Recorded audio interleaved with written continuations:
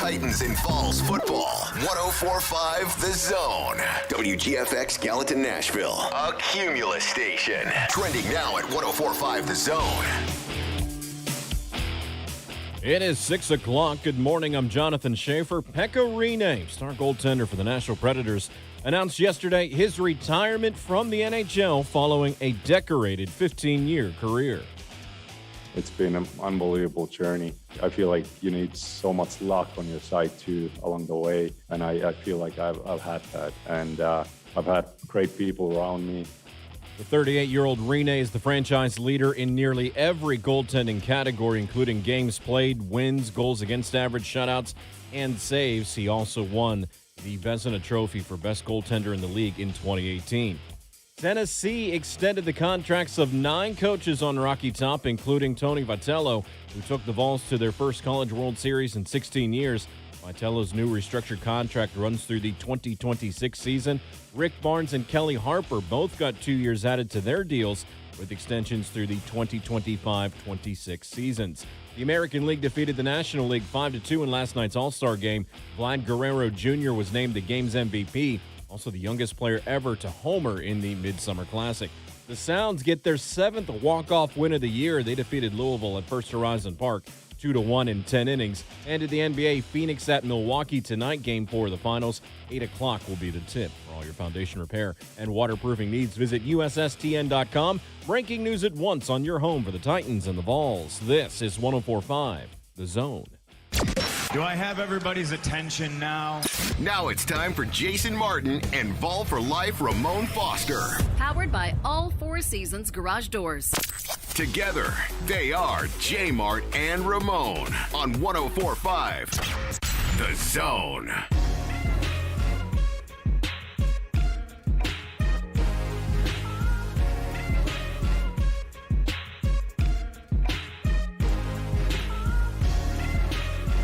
What's happening?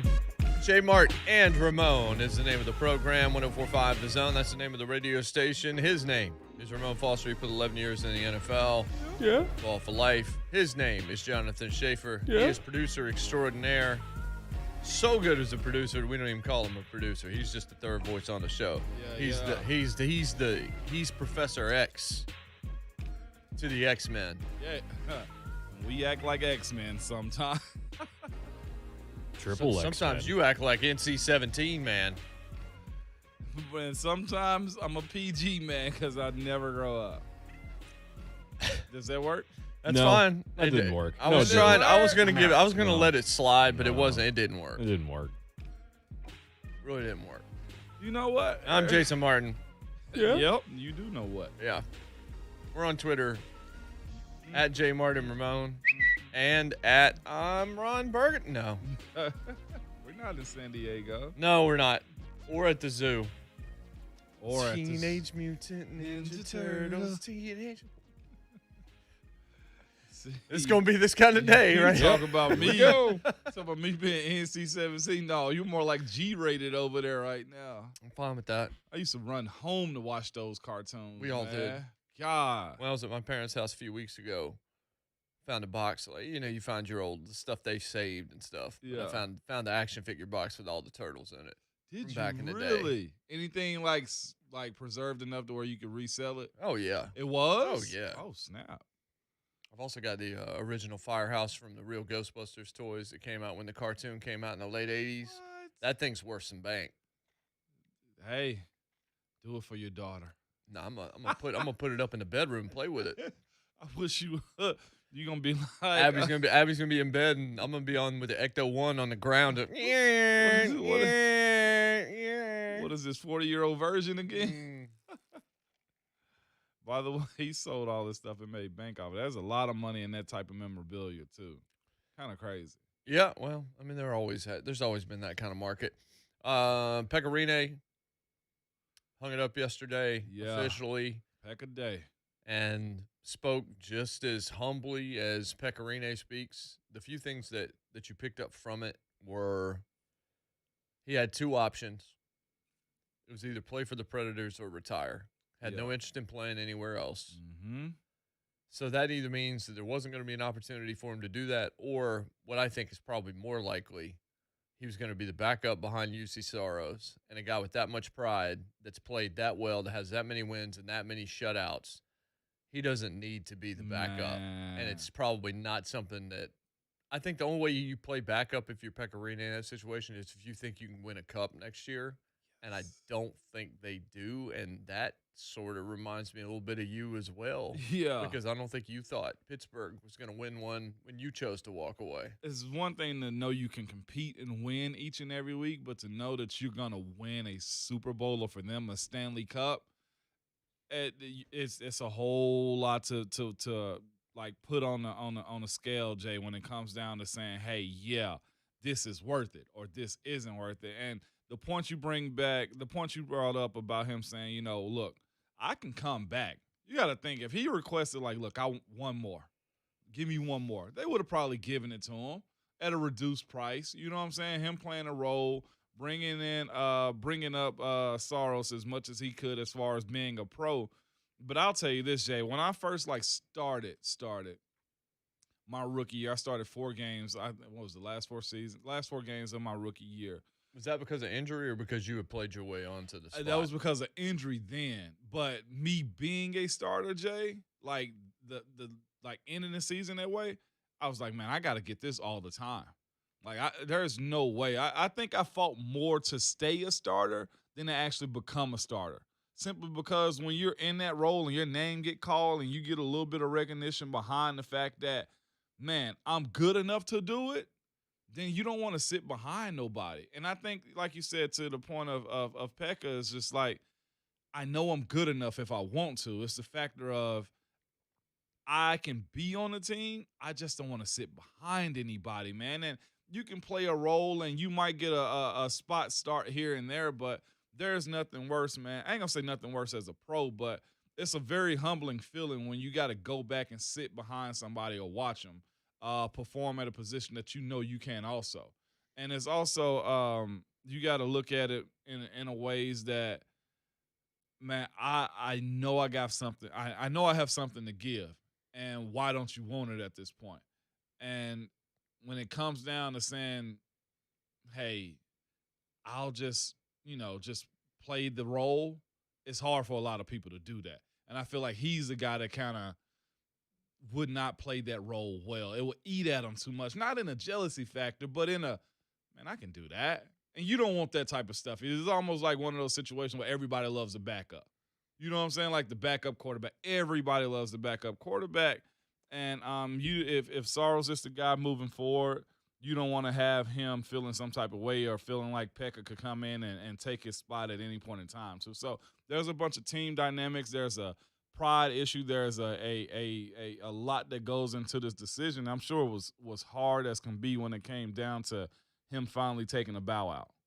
Yeah, I understand that. And I think that there is also something to be said for, and I don't know that this is the case here, but eventually you have to move away to let the next guy have his shine, have his moment. Yep. And if you are Pecorino in this situation, certainly it doesn't mean you have to go before you feel it's ready. But as long as he's there, he's there. Once he leaves, it really is UC Soros' show. It's his time. Pekka had his moment. And that moment was a lengthy, successful, legendary in this city moment. And the kind of guy that we know him to be and came to know him to be through his time here, that's not a dude that I think wanted to just take a bunch of spotlight away from a young goaltender that's coming into his own, that really I think Pekka mentored and was good to the entire time. There's something to be said for, yeah, there's probably still a little bit left in me, but I have the control to walk away and have only played for one organization, which a lot of people don't have that kind of control. Hey. You heard him acknowledge that too, like coming back to games and stuff like that. So it was, to that point, one organization for that long, Jay. He grew up in Nashville, and that's the part of the story I think a lot of people take for granted is this guy is as Nashville as in. He's more Nashville than me. I'm a Tennessean, but he's been here way longer than I have, Jay. as far as his time spent in one city. That doesn't happen in the professional world. Yeah. The other thing, and I wanted to turn over, and we can talk about it in the next segment, is just the thing that he said that he's going to miss, which is what everybody seems to say when they walk away. And that is, it's not, when he was asked about how many wins and what was the best moment and all this other kind of stuff, those are the questions everybody's going to ask. Yeah. But the answers are always just kind of, yeah, it was this moment, or it was this game, or it was whatever. But more than anything, I think it is hearing team sport athletes in America, particularly, I guess just because that's my experience. I'm sure it's probably that way everywhere. Discussing what they're going to miss, and it's never suiting up. It's never the game that they love. It's certainly not the practicing, but it's the locker room. It's the camaraderie. It's the relationships and friendships that are forged through fire. Right. As everybody is there for the same goal, and you've gotten to know them, and you've been there because I was thinking about this. So you're young, you're getting out of college. A lot of you are getting married. A lot of you are having your first children. You're getting to know their children. I remember one of the first things when we were going to have RC on the show, we're going to have Ryan Clark on the show. It's like, he knows your kids, you know his kids. Yeah. Like there's that kind of thing. You're going to have that in whatever group you happen to be in, whether that's a life group at church, whether or not that's, a Rotary Club or something like that. You've got your crew, but there's something different. And he even said, he goes, it's unique in team sports. That locker room, how close you are to those guys. And when he was asked about that, he said, I'm not prepared. That's the thing that almost broke him during that press conference yesterday, was not being around Joey, not being around all of those guys. And there were a couple of them that were there at the press conference because they just wanted to support him and be there. And he acknowledged it. He's like, I really appreciate Joey being here today. Like that kind of thing. It's that it goes a long way, man.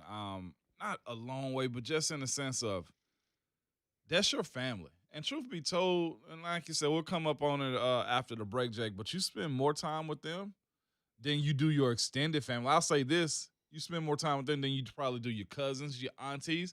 Mom and dad, honestly, like your wife and kids, or, somebody that you go home to every day, you see them more. But as far as seeing cousins, aunties, and uncles, and just extended family, no, your hockey family, your sports team becomes your immediate family for a long amount of time. And for guys who are pros, the amount of time you got to put in around those dudes, man, there's an attachment. Big time. 615-737-1045 is the telephone number to reach us today. We got Michael Bohlin Sr. coming up in the third hour of the show from CBS Sports, NBA senior editor. We'll talk NBA Finals, also Kawhi. And I saw Dr. David Chow, Pro Football Doc, put out there last night. He thinks Kawhi can miss all of next season. He said this is not a partially torn ACL. This is one that has to be reconstructed based on what he's seen.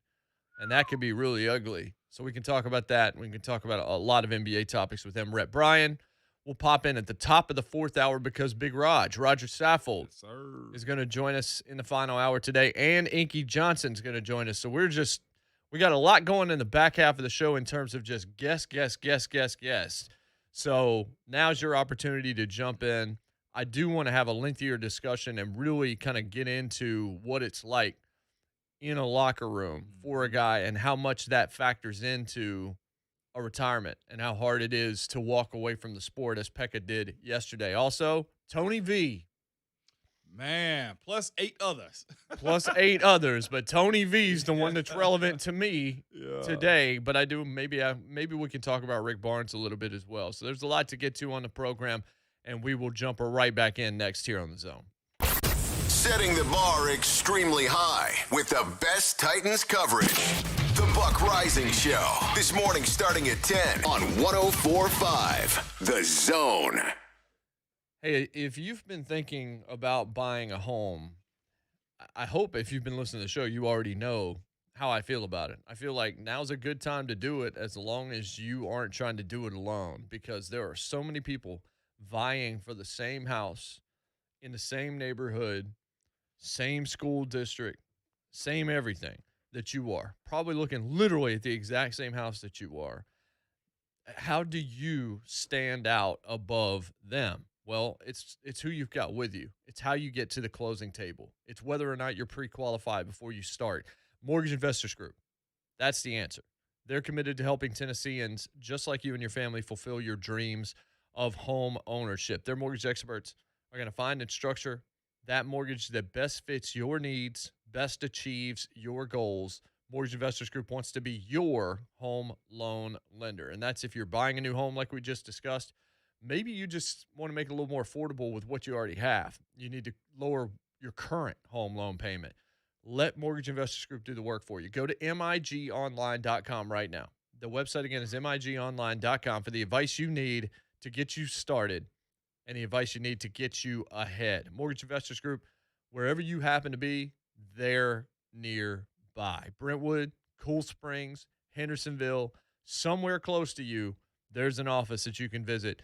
You can go to migonline.com, find the nearest one to you, and learn about the Home Court Advantage program and everything else that they have to get you into the dream home, not the settle home. migonline.com or text MIG to 31399 to get pre-qualified and get moving with my good friends at Mortgage Investors Group, Equal Housing Lender, license number 109111.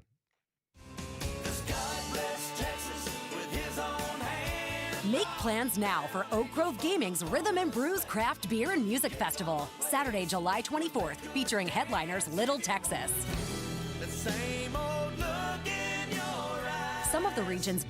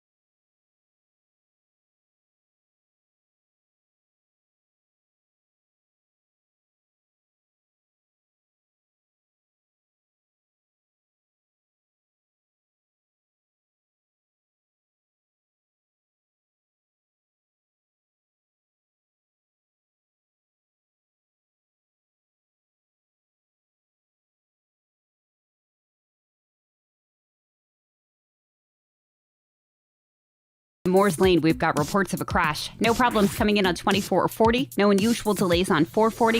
840 running accident-free. This report brought to you by the Tennessee Lottery. The Tennessee Cash Jackpot is getting bigger. With the jackpot now up to $660,000, you could be tonight's big winner. Tennessee Cash tickets are available at any Tennessee Lottery retailer. I'm Christy O'Brien with traffic on your home for Titans football. 104.5 The Zone.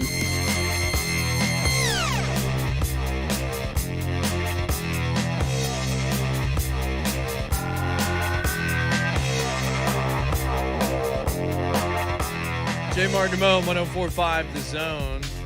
Hey, Kraft is unveiling limited edition mac and cheese ice cream this week.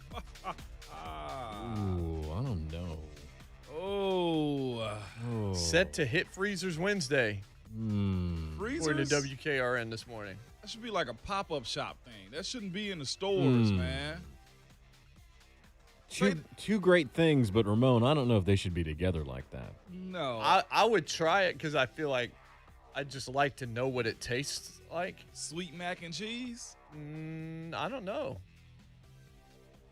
Maybe it's got a salty deal and it's like a sweet and salty kind of thing. When does it go on sale? Today. Oh, we might have to make a grocery store run today. Try it out on the show tomorrow. Think it arrived at the stores last night for us this morning? I mean, if y'all try it, I'd try it. But I'm not buying it. All right, are we going to try it as a show? We put $2 in a piece. Yeah, maybe. if we can get it, we will try it. We can get it. Let's try it as a show. Yeah. That really became a thing that quick. All right. Well, it did. Spoken into existence. You were the first one to be like, I try it. Yeah, I mean, why wouldn't you try it? It's not going to make you vomit. That's almost like over easy eggs for me, man. Sunny side up eggs. I mean, it's just ice cream. There's some flavors of ice cream I don't like. Like, what's the one you don't like? I've never been a big butter pecan guy. Love butter pecan. I'm with you on that. Really? Jason? Yeah, I'm not it's fine. Now, I might feel wrong differently warfare. about it now, but as a child, like that was my parents, always my favorite. Always their favorite. So butter pecan was pretty much always there in our freezer, and it wasn't for me. Now, I may have changed. I might like it now, but I usually go, more of a basic chocolate or, Rocky Road or cookies and cream or mint chocolate chip or something like that.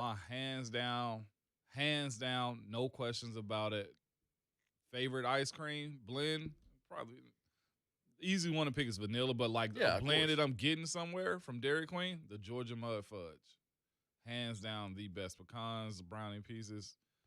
Phenomenal. I'd probably love that. I've never had that. It's phenomenal. It's like the thing is, if I go to Dairy Queen, I'm just gonna get an Oreo Blizzard every time, or an M&M, or something like that. Get a mini Georgia Mud Fudge, dog.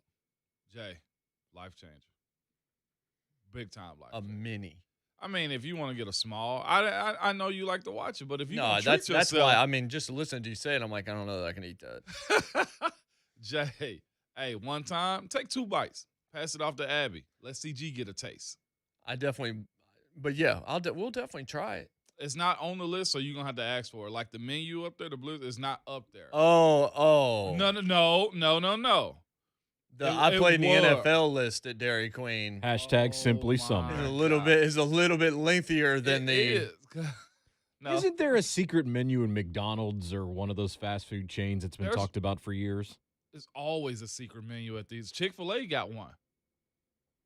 A secret menu. Okay. Let's look it up. Chewy's does, because I'll always get the same thing at Chewy's. Never had Chewy's. If you order off the secret menu in Knoxville, does that mean you get paid in cash? I knew as soon as you said. Well, I mean, my famous drink that I mentioned early on in our run, where I said the best drink you can get anywhere is lemonade split with fruit punch at Chick-fil-A. Oh, we've had listeners try it and actually give us videos of them imbibing in it. I know. It's absolutely perfect. So what are we talking about at Chick-fil-A, the secret menu item? All right. Caviar, lobster. Right now. Hold up. Nope. Dom Perignon instead of Diet Coke. Where's Chick-fil-A at? Chick-fil-A. Yep, Mr. Caples. # extravagant Hendersonville. They got caviar ice cream. Hey, man, stop. See, Caples, you buy into all of this, man. Secret menu items. Of course it's not going to be there. Secret menu prices. Prices? Just tell me what is on the secret menu. I'm trying to find it, Jay, because I got to be accurate when I'm talking to y'all about this type of stuff because y'all just go way too far. Boom, messed it up. It's not showing right now. It was the mac and cheese. You know who hates – no, the mac and cheese is not on the secret item menu. now. Yeah. So according to the internet, yeah, a secret menu item you can get at, let's say, McDonald's is something called McBrunch Burger. You can also get an orange creamsicle, surf and turf burger, which is a cheeseburger and a filet of fish put together. Okay, I got one from Chick-fil-A. You can get a chicken quesadilla for $3.99 for those who want a Mexican twist. See if your local branch will create you a chicken quesadilla there. Also a fried chicken club, and they got something called a spicy char. One thing I will tell you, you know who hates secret menu items? Who? Everybody that works at these stores. Oh, of course they do. So, by You the know way, who has a major secret menu? Who? Starbucks. Starbucks? Go to the Starbucks Reddit and look at baristas just going nuts. Oh, yeah. we need to talk to Mike Heath's daughter about that, but she works at one. Yep, that's true. Like I said, if you just want to laugh and cry, go to the Starbucks Reddit and just read the stories of baristas having to deal with Karen all day. It's unbelievable. You start to evaluate yourself. And you're just like, I hope I don't do any of these things. Uh-oh. But yeah, if we get mac and cheese ice cream, we at least just have to take it just a bite. We got spoons over there. Because of Mike in Cleveland. Mike, what's up, fam? What's goody? What's goody? Good morning. Good morning. Morning. How y'all You feel? sound chipper this morning. Man, I am, man. It finally ain't raining. The sun then came out up here. You know what I mean? So, yeah, it's a good day. But I tell you a secret menu item for Mickey D's. I don't know. We call it the hood. We call it the hood quarter pounder with cheese. You just get them to add the Big Mac sauce onto the quarter pounder cheese. They do. It's like a staple up here. Like, you don't go to Mickey D's and get a quarter pounder without the Big Mac sauce. Really? So, give it a try. Yeah, it bangs, man. It's better than the Big Mac, for real. It bangs. Never But, knew that. yo, Jay. Yeah? Jay. Yeah? Bruh.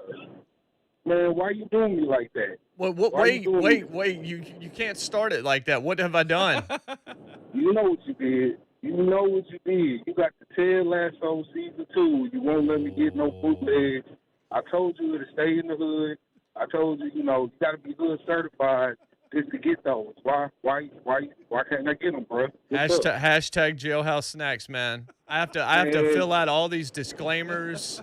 I've got there's all sorts of stuff that gives me access to all this kind of thing. My name is across. There's a watermark of my name on the screen every time I'm watching it, so I can't record it. So I can't there's a lot of stuff that enables me to be able to write about things and make your life better.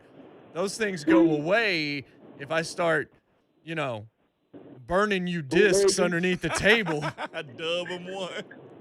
Man, look, that's what is going to stay in the hood. That's what that means. You got to be hood certified to get those. You can't just walk up to anybody like, what kind of bootlegs you got? You got to know them.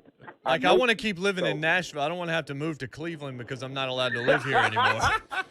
Okay, touche.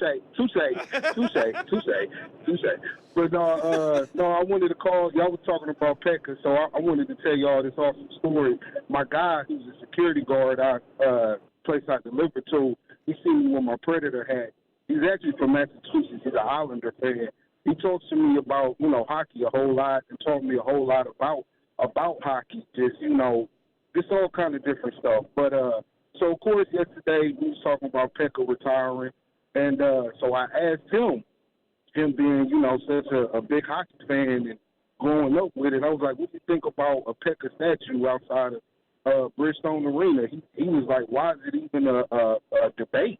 He was like, that's what made Nashville Predators not a joke. He was saying, when we first got the Predators in Nashville, how everybody in the hockey world looked at us as a joke. It would never last. They're probably going to be going around in cowboy hats as their helmet, ha he he. But Pekka Rinne was the player that made Nashville had to be taken serious. So, I just thought that was dope. I told him about how we got the hashtag Erect the Pek, He thought that was funny. You know, he's all, hey, man, you got people who grew up with hockey that's all behind putting the statue up, you know, in the middle of downtown Nashville. That so speaks a lot about him, what he's done. I appreciate him bringing me to the game of hockey, and it sounds like the rest of the country does too. So that's all I got, man. Y'all stay up. Hey, Jay, it won't leave the hood. Just remember that. We can make some dollars. I'm gone. Hey, Mike, barbecue sauce, buddy. Mike said he need a dub of Ted Lasso season 2, man. That's the one thing. That's the one rule. Yeah. They watermark your name on those screenings? All of it. Oh, for real? Okay. Yeah. I didn't realize that, but I figured it'd be the case if not everybody be bootlegging. Sometimes it's actually distracting. Like it'll be in the dead center of the screen. It'll be my name underneath and stuff. Because I could black out in a corner and still do something with it, but you can't in the middle of the screen. I know why you do it. It can be a little distracting if I'm reviewing your product and like I keep getting taken out of it because I keep looking at my own name. Yeah. Yeah. But I guess I've gotten to where I don't see it now because I've been doing it for so long. That's very Buck Rising of you. You're just focusing on your own name. Small flex. Easy. It's impossible not to when it's dead center in the screen and all you're looking for is an option to turn it off. Buck Rising would be looking to like make it less translucent so that it would actually show up clear. Stupid, man. Because it's not like it's white. It's like it's just sort of mixed into the background, but it's there. It's a watermark. What has anybody ever got caught? Like, oh yeah, I'm sure they have. Oh, I'm sure they have. Yeah. I don't know, but I mean, you get all your access stripped. You're breaking copyright law. You're breaking. Oh, it becomes a federal thing almost too. Yeah. Oh, that sucks. Yeah, because I'm like, I'm with you. I'd love to see it too. And Jay could have just invited us over, but he didn't. So it's Can't cool. do that either. What? No. What? Nope. Can't do that. Like, you're not supposed to see it until it releases. Since I'm writing about it, I'm given access so that I can help grow it before it comes out. Like, that's why they send it to me. They send it to you so that I'll write about it and get people jazzed about it before it comes out. Mm-hmm. One of the reasons why when somebody doesn't send me something or they cancel a screening or, hey, there's not going to be screenings for this, you can go see it like everybody else, that's a red flag. It's not because I deserve to see it before anybody else. It's, oh, you don't believe in this enough that where you want me to have access to write about this before people are already spending money on it. Gotcha. And sometimes those films that come out that don't have screenings are good, but a lot of times that's a big red flag that you don't believe in your product enough to put it out there a couple of weeks early and let people, because people read reviews. Now, I will tell you this, even though I feel like what I write, I'm not going to let you down. If you want to see something, see it. Yeah. Don't read the reviews. Don't even worry about it until afterwards. Formulate your own opinion. Like you don't need to read my stuff beforehand if you already decided you're going to watch something. But usually I only want to write about the stuff I really like or really, really hate and want to be out there. Stuff in the middle of the road is not as interesting. It's the same thing as your sports team. Yeah. If you're just floating around and if you're the Raiders, then it's really not exciting unless you're talking about getting rid of your quarterback. Exactly. Okay. Exactly.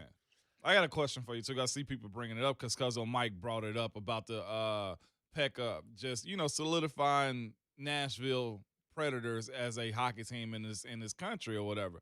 How soon does the statue go up there? The Pekka statue? Yeah, the Pekka statue.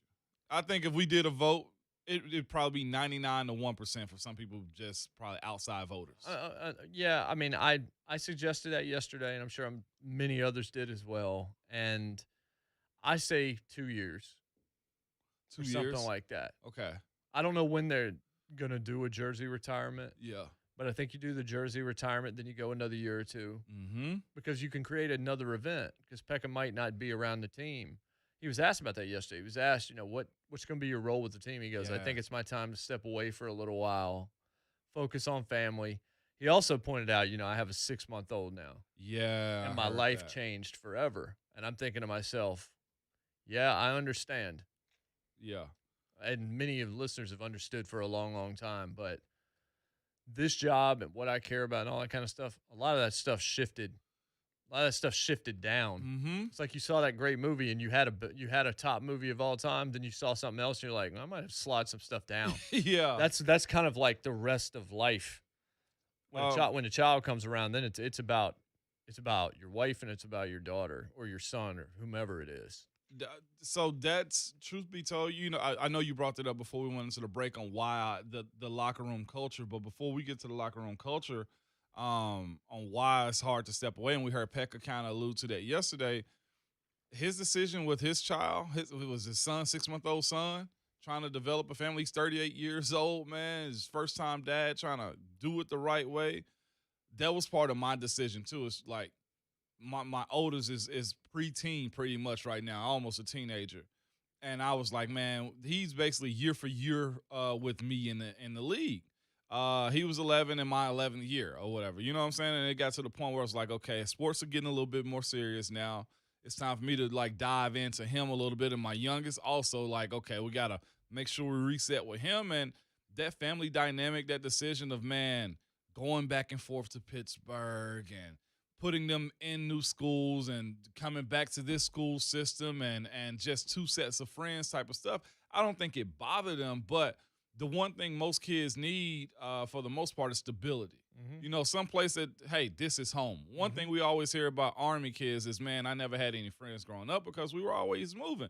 And right, wrong, or indifferent, that's the job that their parents have as, being in the service and stuff like that as Army kids. But that was one of the main factors hearing Pekka say that type of thing, that statement yesterday and his presser about, diving into his kids.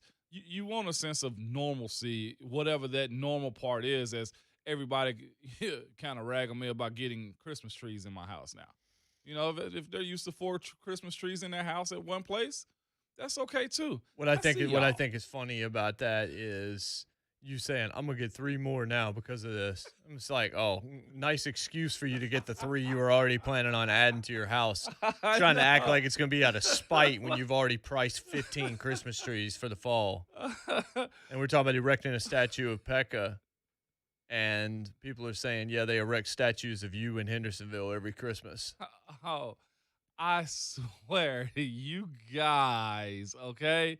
Y'all are the worst in here. And then you're inviting new people. I see new people in there in the chat right now. What's wrong with y'all? Caples, I didn't fully answer the question, so there's still more to it about why I stepped away too. But we're coming up against the break. Yeah, and we're going to y'all chose Petty instead. Well, we got off on started talking about macaroni and cheese ice cream. It's always the case. And then Kozo Mike tried to get me kicked out of Apple screeners. Yeah, he did. We're going to do this. Don't pull us down, Kozo Mike. 1 spoon? For each person. What are you talking about? No, not 1 spoon like we're passing it. 1 spoonful. I'm not three hosts, 1 spoon? I am not spooning with you. 3 hosts, 1 spoon? Wood spoon. No. Where's the newspaper? Where's the news? Where's the magazine? Let me roll up last week's Us Weekly. No. No, Mom. What's wrong? Pause. Look at 615-737-1045.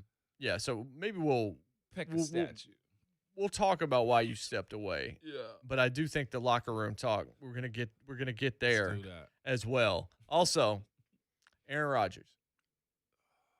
You, Aaron Rodgers. Basically. That'll fix it. We'll be right back here on The Zone. They just can't handle it. I don't think I can handle it. Blaine and Mickey. This afternoon, 1 to 3 on 104.5 The Zone. Hey, it's Ramon Foster. Have you heard somebody say, well, that's the way we've always done things? It's annoying. Trust me, okay? You know there are better, more effective ways of doing things, but sometimes it's just hard to make that change. Open Door, though, has invented a whole new way to sell your home without the hassle of listing, showings, and all the unknowns that always seem to pop up, and they do seem to pop up. You can be among the hundreds of thousands of people who've already made the change to Open Door and have requested their offer. Go to opendoor.com, enter your address, tell Open Door about your home, then they will make a competitive offer in just a few minutes. A real offer. No repairs, no prep work, no showing, no hassles, okay? I've been to the website and have experienced just how easy it all is. Get your free offer at opendoor.com/myoffer. That's opendoor.com/myoffer. Offer eligibility varies, and Open Door is represented by Open Door Brokerage, Inc., license 02061130 in California, Open Door Brokerage, LLC, and his other markets. Lately, we've been getting a lot of calls and questions about acoustic wave therapy for the treatment of erectile dysfunction. This is a relatively new treatment for ED, but one we've been using for years. This is Kim for the Tennessee Men's Clinic, and if you're looking at acoustic wave therapy or any option to help your ED, it's worth a visit to check us out. Our wave therapy protocols use acoustic wave technology, but often also combine it with other treatments that can give most of our patients far higher satisfaction rates. There is no surgery nor any type of invasive procedures required, and while most clinics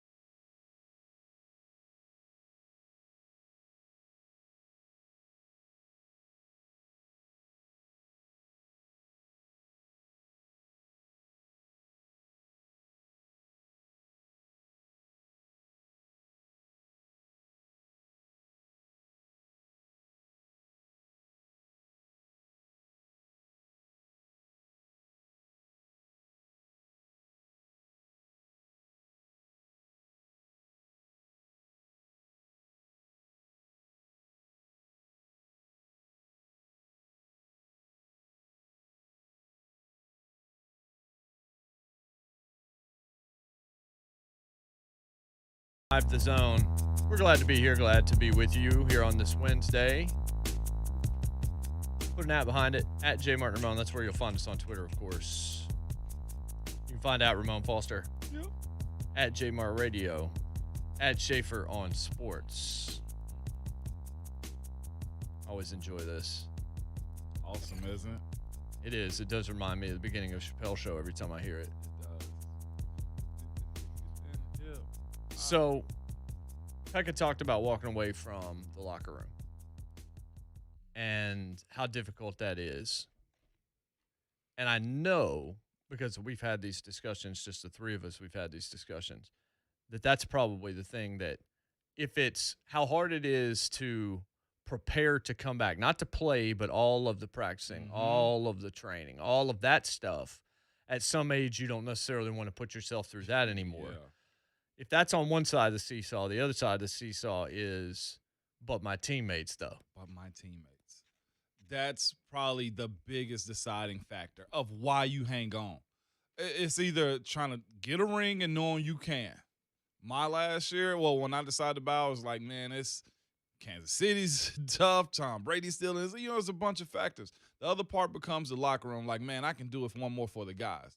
Because it's going to be some guys, no matter what, they're going to tug at you. It's like, man, you can do one more. Come on, dog. Like, you got one more in you. And because you trust them so much and they've become so much of your family, those guys, man, over the years, you become a guy that makes it hard to walk away from it. This is the dynamic thing about Pekka is this, too, man.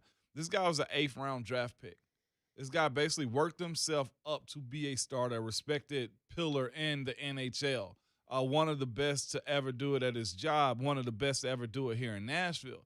So when you are a guy that you kind of built up the foundation of what that team was, what that locker room culture is, that makes it tough for you. What he's going to deal with is what I dealt with. The guys that he's really tight with, close with in that locker room, the group chats that they got, they going to hit him up the same way I got hit up. Man, we miss you because on this day we did this. Right. And you were here when we were doing this type of stuff. Or if he's a guy that's, whether he was a steady Eddie type of guy or he was just the jokester, which I was the guy that kind of kept everything light in the locker room with the coaches to the players to the front office guys. And they were like, it's different with you not here. And that's when it's really going to hit you. I'm like, man, I miss that. That's hard. The locker room is one of those things where it has its own language. It has its own emotions. You know when somebody's going through something. You know when somebody's having a great friggin' day. That's what it do. That brotherhood or sisterhood, even for the professional and amateur female locker rooms, man, it's a lot to take in. I feel like some of the guys might know me better than some of my family do, simply because the way we communicate. Watching, case in point, the young guy, Chooks, who's still on the Steelers team now. He's at left tackle. He's did some cleats with me and Marquise on it because the attachment that we had to him was far more than anything we did on the field with him, simply because, like, we helped raise a kid in a sense. We helped show them how to be a pro. And when you have that type of attachment, when you have that type of connection of people that's deeper than some people can understand, because I know at the end of the day, Jay, I know that you're going to do whatever it takes to get ready for the game. And in that, I trust you a whole lot more. I trust you a whole lot more because we've had conversation that I probably have never had with anybody else. Leaving those stories behind, leaving those emotions behind, man, to where sports, it can take you to a dark place and it can take you to some of your highs. And in those moments, aside from your immediate family, those dudes in the locker room see that. So that attachment is real, is raw. And like I said, the point about Pekka being an 8th-round draft pick, he felt like that locker room is him, I'm sure, in a sense. I ain't gonna lie to you. I feel like the locker room I was in was part of me, and it showed that way. And I've heard stories from people who heard Coach Tomlin give his speech about, like, we got to find a way to replace Ramon, but it's more than just his play on the field.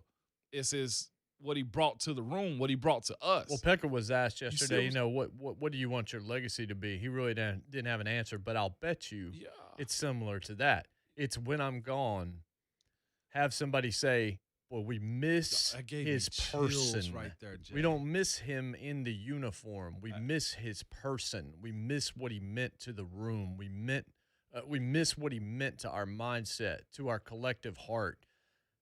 This big brother mentality, all of that kind of thing. I had a coach recently call me from Pittsburgh and basically said that to me. He was like, hey, and he just asked me, and I guess he knew I knew the answer, but I didn't. He was like, yo, when you were here, who was probably the leader of the team? I named off the guys that was at it like this, that you know. He was like, well, we had a meeting and your name was the first one to pop up. And I ain't gonna lie to you, as a player who's undrafted, just played a role, offensive lineman, that was one of those like, so I did leave an impact there. Flex. That locker wasn't a flex, but it was just like everybody wants a little bit of validation to say, man, for sure. Like I was more important than just a number in a pamphlet. The human in us, as I think it's C.S. Lewis that says, if you say I'm not conceited, you're very conceited indeed. We're all literally struggling for humility every single day in some way. We all want to be missed when we're gone. Dog. Every single person wants to be missed. They don't want to walk away. Even you, like you go away for a week and we have Rhett in. Yeah. You wanted me to come in on Monday and say, hey, bro, not the same without you. Rhett did a great job, but I'm glad to have you back. Yeah. And me, when I came off of paternity leave, it's the exact same thing. Well, it wasn't the same. No, right. Like you want somebody to just give you an attaboy. Yeah. And show you a little bit of love. And I think that hearing that can't possibly be anything but good. It's like, so I meant something to that organization. Something. And not only that goes further, that goes deeper because that's because of the locker room, the guys. Screw the game. The game is going to take care of itself. Heck, we going to win, we going to lose, we going to tie. I've done all of those things. But the locker room is what meant the most, man. And it's hard. Unless you're walking off with a ring or the cup, like the Lombard, it's hard, man. It really – that's why I think I will at some point. But therapy after the game is huge for those reasons right there because that emotional attachment. I hadn't actually done it because I got a group of people that I continuously talk to. I think you got that for 4 hours every day. That's what I'm saying. But, like, a lot of guys need therapy to get that separation and say, hey, there's another chapter for you. Because if I don't, I'm going to think about that locker room a lot. And that ain't bad either. But therapy for guys that walk away from the game is necessary. I mean, that's like Cousin Mike when he got out of jail. He needed to go to therapy because he got used to everybody in the clink. Yeah. He's like Red from Shawshank Redemption. Put that cheese whiz down, man. You can warm it up in the microwave. You can have a microwave. 615-737-1045. We'll continue. We'll chat a little bit more about all of this stuff when we get back. Also, Aaron. Is it time to just go ahead and say, yeah, he's going to be there week one? Yeah. You done messed up, Aaron! Be right back. It's JMart and Ramon, 104.5 The Zone. Giving you the big picture, the real big picture. The 3HL with Brent Doherty, Don Davenport, and Ron Slay. This afternoon starting at 3, 104.5 The Zone.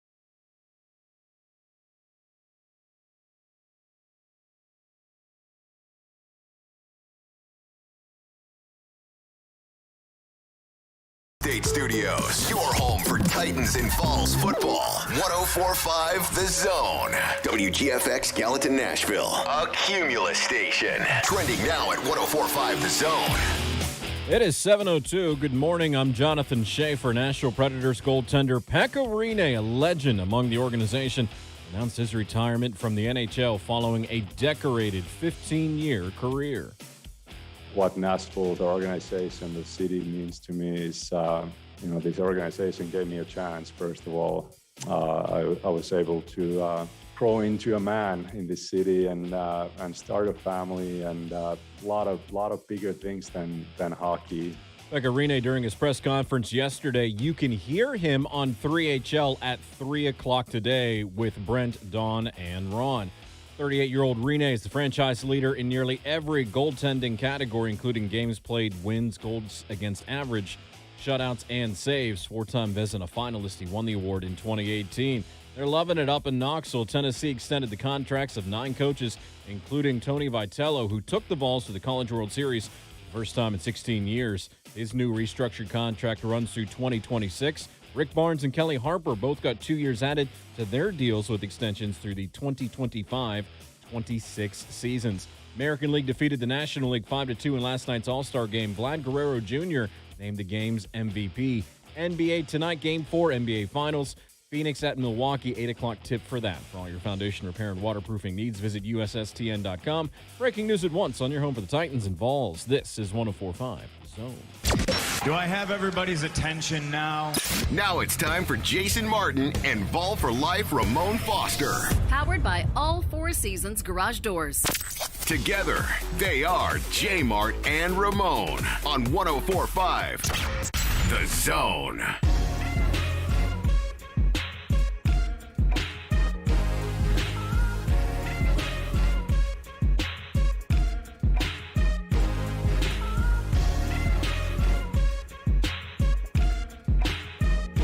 Hour number 2, JMart and Ramon, 104.5 The Zone, at JMart and Ramon on Twitter. Ramon Foster, Jonathan Schaefer, Jason Martin. Those happen to be our names.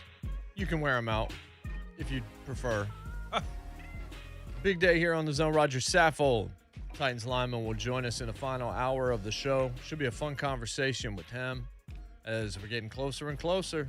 Training camp's not too far out. Plus, Pekka Rinne will join the guys and Babs on 3HL this afternoon, right at the top of their show at 3. Looking forward to that. Yeah, that'll be Looking forward good. to checking that out as well. They had David Poyle yesterday. You can check That's that right. out anywhere you get your podcast. That's right. Just making moves over here, that's all. Saffold, one real quick thing. Have you noticed his social media? Have you noticed some things he's tweeting out? No, I have not. I saw something about people wanting to have more of a following or something. It's like I'm not sure where it's coming from exactly, but it's stop asking me to build my following. I'm not doing it. Mm-hmm. Everybody mad at me. Sorry, I don't want you. Good thing I don't look for anybody's approval. Shut up and work has been working out for me for over a decade. Mm-hmm. It's just interesting. I don't know if it's about him or if he's commenting on other people, because he's like, real friends let you know when you're bleeping up. It's interesting. Yeah. But he has always kind of said, and maybe he's just getting a lot of stuff from songs he's listening to, and maybe they're lyrics or something too. I've been trying to figure it out. But then he says, I think I'm going to start watching The Sopranos. I've never seen it. Okay, well, good on that. Whew. That's going to be a good camp watch right there. Yeah, enjoy that. I got to ask him about that. What's been his best camp watches, man? That's real good. We were always in the Shark Week, man. Always just find a way to make a thing out of Shark Week. That was really, really cool. Also got into, what is it? Not Morty. What is the name? The show? The Rick and cartoon. Morty? Rick and Morty. Yeah, Alejandro got us into Rick and Morty. I was like, why are we watching this? And he's just, you got to watch it. I'm like, Al, stop. It was like, we got to watch it. And then we sit down and watch that type of stuff. It was pretty wild, man. It's always one or two series or shows that you kind of lock into during the camp, man. It was good. He also tweeted, I hate ultimatums. It's like, which way would you like to take your L? That's a pretty good. That's a good one. I like that one. We got to ask him about that one then. These Rodger Saffold quotables. Yeah, they're all like just one quick line and then out. Mm-hmm. I wonder who asked him to build his following up, though. I don't know. It's almost just like I'm not about a brand here. He just want to work and go about his business. That's what it seems like. You know what it is? It sounds like to me it's like that chip is still on the shoulder. Like, nah, don't come over here now. You've been partying with the other crew. I'm good. Yeah. I've laid down a really good track record for And now he's getting a lot of flowers thrown to him the last few days, and maybe now people are like, oh, well, look at that. And now he's like, nah. Duh. The old Will Smith quote, if you weren't with me in my struggle, don't expect to be with me in my success. I think it has a little bit to do with that, with the ESPN list and where he was I think rated. it probably has and to. was properly rated, in our opinion. Yeah. Yeah. And you know what's wild, though, is that whole, like, it's 2 votes that go on most of the time, 2 or 3. You got the Pro Bowl, you got the All-Pro, and then you hear Raj be in this NFL execs, coaches, and just personnel, like, giving them his flowers. Like, that's the justification. We just spoke about that you want and you love, man. And not that you want and you love, but, like, that you need to hear every so often. And I'm sure there's a bunch of guys that build their brand, build their name up for those type of, like, Pro Bowl votes and stuff. And I ain't ever just seen Rodger do anything like that. So maybe that's what it's like. Nah, I'm cool just doing me. He also says, I really can freestyle, but if you ain't on my level, I won't show you. So apparently he's a rap battler as well. So that's going to be a conversation. Yeah. Looking forward to that in the 4th hour of the show. And he's a big-time gamer, too. Yeah, you got to ask him if he's getting madness. You just Did you said see what? the numbers? Did you see the thing? I think I tweeted this out yesterday from Austin Karp, who's at Sports Business Journal. Mm-hmm. This is crazy. He retweeted this. I already knew this, but people I don't think realize that video games have trumped every other form of entertainment in the world. Video games. Like a long time ago, and they lapped them a while back, and people were just like, oh, video game. It's not a niche thing. Yeah. Video game players, in 2015, there were 155 million U.S. video game players, 26% under 18, 30% 18 to 35, 44% over 36. What? In 2020, 277 million video game players in America, 20% under 18, 38% 18 to 35, 42% over 36. And I've always said, and people said, oh, video games are for kids. They're not. Whoa. I used to say this when I was managing GameStop. Video games were for kids because video games only existed for a certain generation. That generation's getting older. You know what's continuing to happen? A lot of those people are still playing those games. This guy. So now it's aging up, and then they're teaching their kids, and you've got more. But now that you've got YouTube and influencers and stuff like Fortnite, streaming and Call of Duty and stuff like that, it's exploded out. Think about that. 277 million unique video game players in the United States, not globally, in the United States. And this is why esports matters, because there's so much money in video gaming. Yes. There's so much of an audience. It's far more than any movie, any franchise, any television series, even sports. Think about this also to that point on the money that's being made on gaming, e-gaming, which is now it ends up on Sports Center and just other like sports networks, TV networks. How many units of Madden do you think they sell a year? Opening weekend, pre-sales. The number comes out. I haven't seen it in a long time. I wouldn't even want to speculate. We're talking about like million plus in the on first Madden? week. No, let's just say the first quarter. Yeah, that's million probably plus. That's probably right. I mean, you're probably selling a couple 100,000 copies in the first week, somewhere in that neighborhood. That's probably about right. I mean, we used to have half the stock room show up and it was Madden. And it was gone. A third of it was NCAA when it would come in. Half of it would be Madden. I mean, Madden's just one of those. It's like when a new Halo came out. It was the same kind of deal. The point I'm kind of getting to, we always hear about the music business, like falling off. You remember when CDs were about what, like $19 to $22 for a CD or something like that? Usually, we talked to Rhett about that, where they used to have the cardboard box. Yeah. Where you would keep the box because it'd have like a larger form of the artwork on it.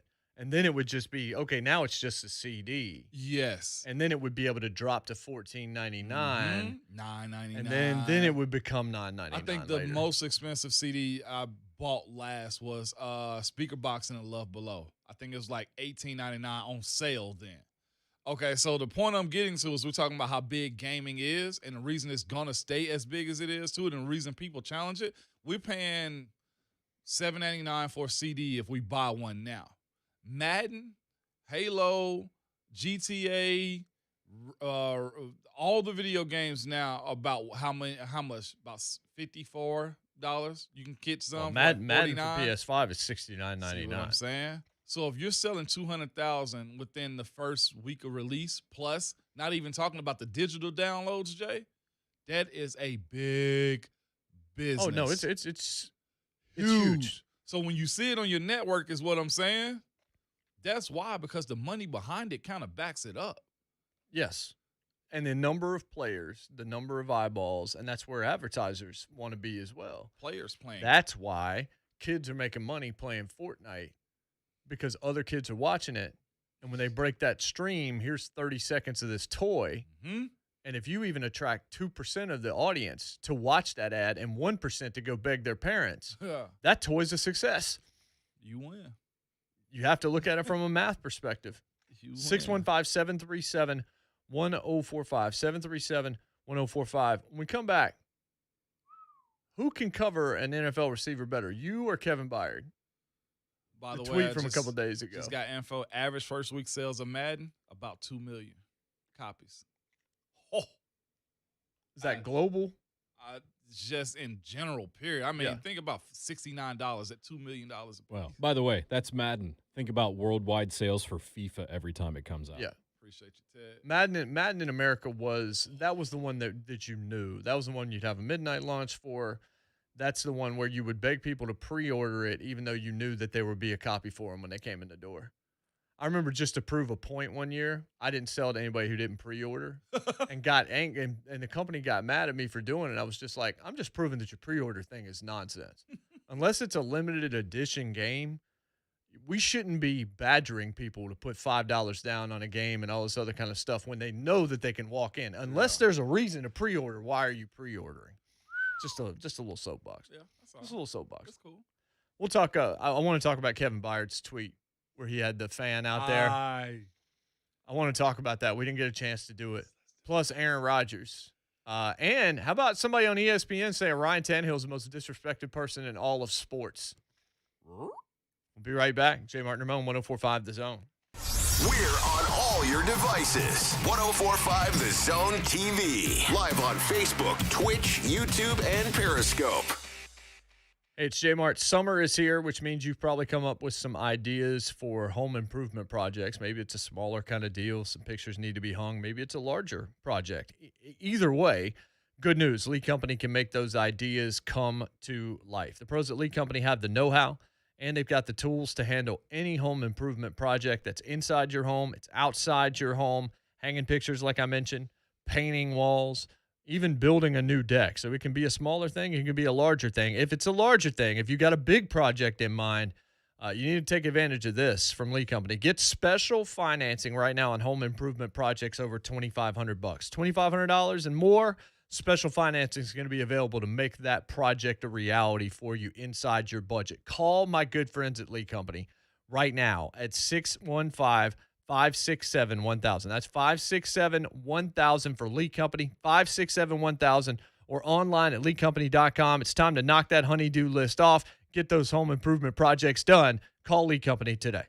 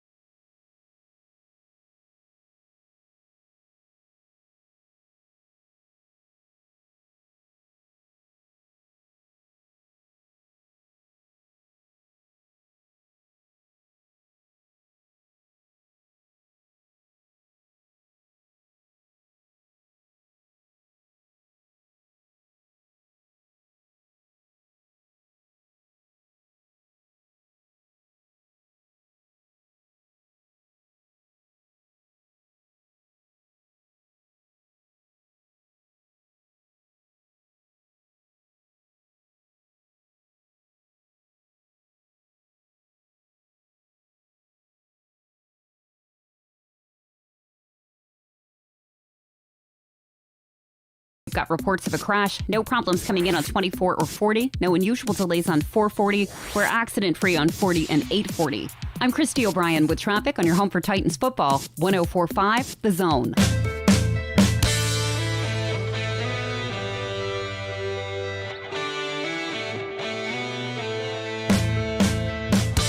I dig this song. I like this song a lot. I know you were a Metallica guy, Shay. Still am. No Leaf Clover on S&M is one of my all-time favorite live songs ever. The most underrated song in Metallica's catalog. I love that song. Am I Savage, which WWE used a couple of years ago as well. Big fan that was off their last record, whatever that record was called. It was good as well. I know it's like, they're played out. They've sold out and all this stuff. I still like Metallica. They're the biggest. Still like Metallica. They're the biggest metal band in the world. I mean, that's inarguable. So, here we go. Quote, Ryan Tannehill's numbers are stupendous. They're off the charts ridiculous. People still perceive them as a defense team. Their defense stinks. Ryan Tannehill is the reason they've gotten so good. He's as elite as anybody you want to name. Wow. Unquote.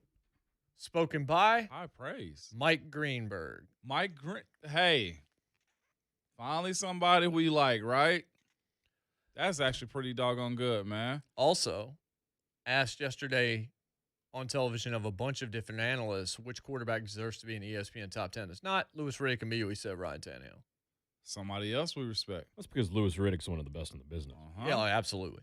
So, one thing I was thinking about as you were talking about leaders and wanting to be remembered when you leave and having an impact, people still feeling your presence even after you're gone for the right reasons, not the wrong reasons, the right reasons. I think the thing that might be most valuable about Tannehill is there's a whole lot of quarterbacks in the NFL, I believe, that probably aren't leaders. They're me first guys. Get my stats. I mean, haven't we kind of heard through the grapevine that Kyler Murray's a little bit of a me first guy? Yeah. And that's one of the problems in Arizona. I don't think Tom Brady's a me first guy, which is why he's won a bunch of Super Bowls. Sending out text messages to everybody on the team saying, hey, we're going to win on Sunday. I think there are those guys. But one dude that I've always felt like is a leader is Ryan Tannehill. Yeah. And if you listen to the way the team talks about him, it's clear they see him as a leader both vocally and emotionally. And that needs to be mentioned, not just how accurate he is or his statistics or anything else. It's what he means to the team, what he means to the heart and soul. And I think that might be just as valuable as what he's doing on the field. No, 100% it is, because Ryan Tannehill gives this team, through his leadership, a sense of calm when they walk into the stadiums, man, because they know he's going to get the job done. And when you got a guy that knows how to lead and is a selfless leader, you willing to do anything for that guy. And that's one thing we can ask Rodgers. He come up on the show later too, is, what kind of leader is this guy? It says a whole lot about, what his teammates got to say about him, not in a defense type of way, but in a way that's like, hey, no, this is our guy. Y'all need to put some respect on his name. And that's all of Nashville, all of Titans Nation is just trying to do. It's like, hey, this guy's better than what you're giving him credit for. And it sucks because it's certain guys, the guys that's on this top 10 quarterback list, we got Patrick, we know why. Tom, the guy that Aaron Rodgers is the leader, I think, by play. I think this attitude he's shown as of late, which we got to get to that in a bit, Jay, isn't something that, I'll say that it could be a little toxic is how I look at that. But Russell Wilson is a guy that's always kind of getting his praise. But a lot of the stuff that goes wrong, and I ain't going to say a lot of stuff, but some of the things that go wrong in Seattle is due to him in the sense of like the sack total. Like his offensive line is getting the heat behind that, but he's the reason for it. You know what I'm saying? But here's a guy in Ryan Tannehill is doing everything that you need him to do, and it still is one of those, like, your friend zone quarterback. That's where you are. Yeah, the whole, I forgot about him that we talked about with Jason Fitz making that point. Yeah. when you said that in the green room a couple of days ago, I said, no, that's right. Friend zone quarterback is absolutely right. Good to have around. Yeah. Know he's going to be solid enough, Mm-hmm. but you're still always looking. Yeah. You're talking to him and be like, hey, man, do you think Aaron Rodgers likes me? That happened this year. That happened this year when they're talking about getting rid of Aaron Rodgers. There was some Titans fans. You remember, Jay, Shave, listeners, we brought this up. Not only that, pre-allegations, Deshaun Watson. Let's talk about it. Well, no, because he was the first one that was in my head. That was the discussion but I didn't we even had. want to mention it. Well, we had that discussion before the allegations. We did. I mean, and fans were looking at Deshaun going, stop. And yes. To be clear, we're not calling Ryan Tannehill friend zone quarterback. It's just the way the major networks kind of treat him. And yes, I know 104.5 listeners, JMart and Ramon listeners, that's not how you view him. But if you take a seat back and you be like, you got a top 10, and number 10 on this list is Kyler Murray. Number 10 on this list is Kyler Murray. You got to think to yourself, right, wrong, or indifferent. I know Kyler Murray is very unique when it comes down to his skill set with his leg and his ability to create. But Ryan Tannehill could be in that 10 spot. No, he absolutely should be in the and 10 over spot. Matt Ryan. Matter of fact, I think he should be in at least the 9 spot. Because I can't put Justin Herbert after 1 year over Ryan Tannehill. I need to see a little bit more than that. Mm-hmm. I gotta see a little bit more. But the thing is this. You've given Ryan Tannehill the keys to the organization. And in doing that, he's done everything that you needed him to do in the last 2.5 years when it breaks down this team, not Miami. And I was talking to my barber yesterday about this. And he brought it up because we was going through the top 10 list, carrying work over into the barbershop. That's what we do anyway. And he was just like, man, it's just hard for people to let go of what Miami Tannehill did. Nobody is giving him a clean slate as far as what's done here in Nashville, and that sucks, man. That sucks big time for a guy that takes his job well, his teammates respect him, and we can say all of that. Well, as long as my teammates respect me and I'm loved here, but you want that national recognition, especially when you're QB1, when you're the head of the franchise. It's just a bad place to be. But I'm glad to see those guys, Louis Riddick and Greeny, say, hey, he should be in those lists, and he's undervalued big time. Yeah. And I don't think it's going to get easier for him because now not only is Henry going to get the credit, Julio's going to get the credit. Yeah. Julio being added to AJ is going to get the credit. I saw a topic they're going to do on TV today, best trios in the NFL. And I saw in that list was the Titans, and it was Henry, AJ, and Julio. So, again, left on the outside is the quarterback. All the other trios that they were talking about, I believe, involved the quarterback. But you know why, though, too? I think it's this when you're dealing with it. We've seen Tom Brady build up wide receivers. We've seen Aaron Rodgers kind of do the same thing. We've seen Patrick Mahomes, play at a high level with some high-level wide receivers and tight ends, too. The thing about Tannehill is almost like people view him as you just placed him in this spot. Yeah, they think he didn't build nobody. They think he's a scheme guy. Yeah. They think he's a system guy. They are never going to let Miami go. But they forget there's another thing that was attached to Ryan Tannehill in Miami, which we dogged out on this show relentlessly. Rightfully so. Adam Gase. Yeah. He gets it's like we forget about the fact. I want to see what Sam Darnold looks like now that he's not in New York. Mm-hmm. I'm still not out on Sam Darnold. I'm not willing to take that L yet. I liked him coming out of the draft. I loved him at USC. I think playing with Adam Gase is like trying to play football in Denver with sickle cell for Ryan Clark. You know what I'm saying? Yeah. You can't not smart, and it's not going to make you look very good. That is a great. And what's so wild is everybody ties him to Peyton, but everything that I've ever heard about Peyton Manning is he's installed the offense. He controls the tempo of the team. He's basically head coach under the titled head coach is how I view it. So all the credit that Gase has gotten in the past, you got to go to a guy that's self-motivated as Peyton Manning was. He wasn't going to fail. Right. give credit where it's due, but like you got to side eye that thing and be like, man, if I could place an asterisk right here next to you as being a Super Bowl winning coach, I would. Tom Moore on YouTube, he said this pretty much the same time we did. Why does Adam Gase get no blame for Tannehill in Miami? He absolutely should. Yep. As much of a punchline as a joke as Adam Gase was across the country. Yeah. The thing you know Adam Gase most for is the taco video. For some reason, we forget about the fact that, Ryan Tannehill struggled a little in Miami, although when he was healthy, I saw a lot of flashes that I liked even when he was there. You had Adam Gase. Yeah, you had. If Sam Darnold balls out and the Panthers win 10 games this year, is Adam Gase the worst coach in the history of the National Football League? Unless he's been attached Siamese style to Peyton Manning. He hasn't just been bad, folks. He's been all-time ass bad. Can I add another thing to that? When you look at Ryan Tannehill's raw numbers with Miami teams that weren't all that great, those numbers are not as terrible as people want to remember them being. No, they weren't. They really weren't. He got hurt. Yeah. That was his problem, is he couldn't stay on the field. But if just turning the page to the other guy, though, and I know he's going to get the credit, and y'all might back him up too. But this whole love affair with Matthew Stafford and all that he's done, I mean, I know he's done some good things, but look at the Detroit teams. Like, they have been bad, even with Megatron some of those years. Bad teams, those quarterbacks put up big numbers. Why? Because they're playing catch-up the entire time. I love what Deshaun did.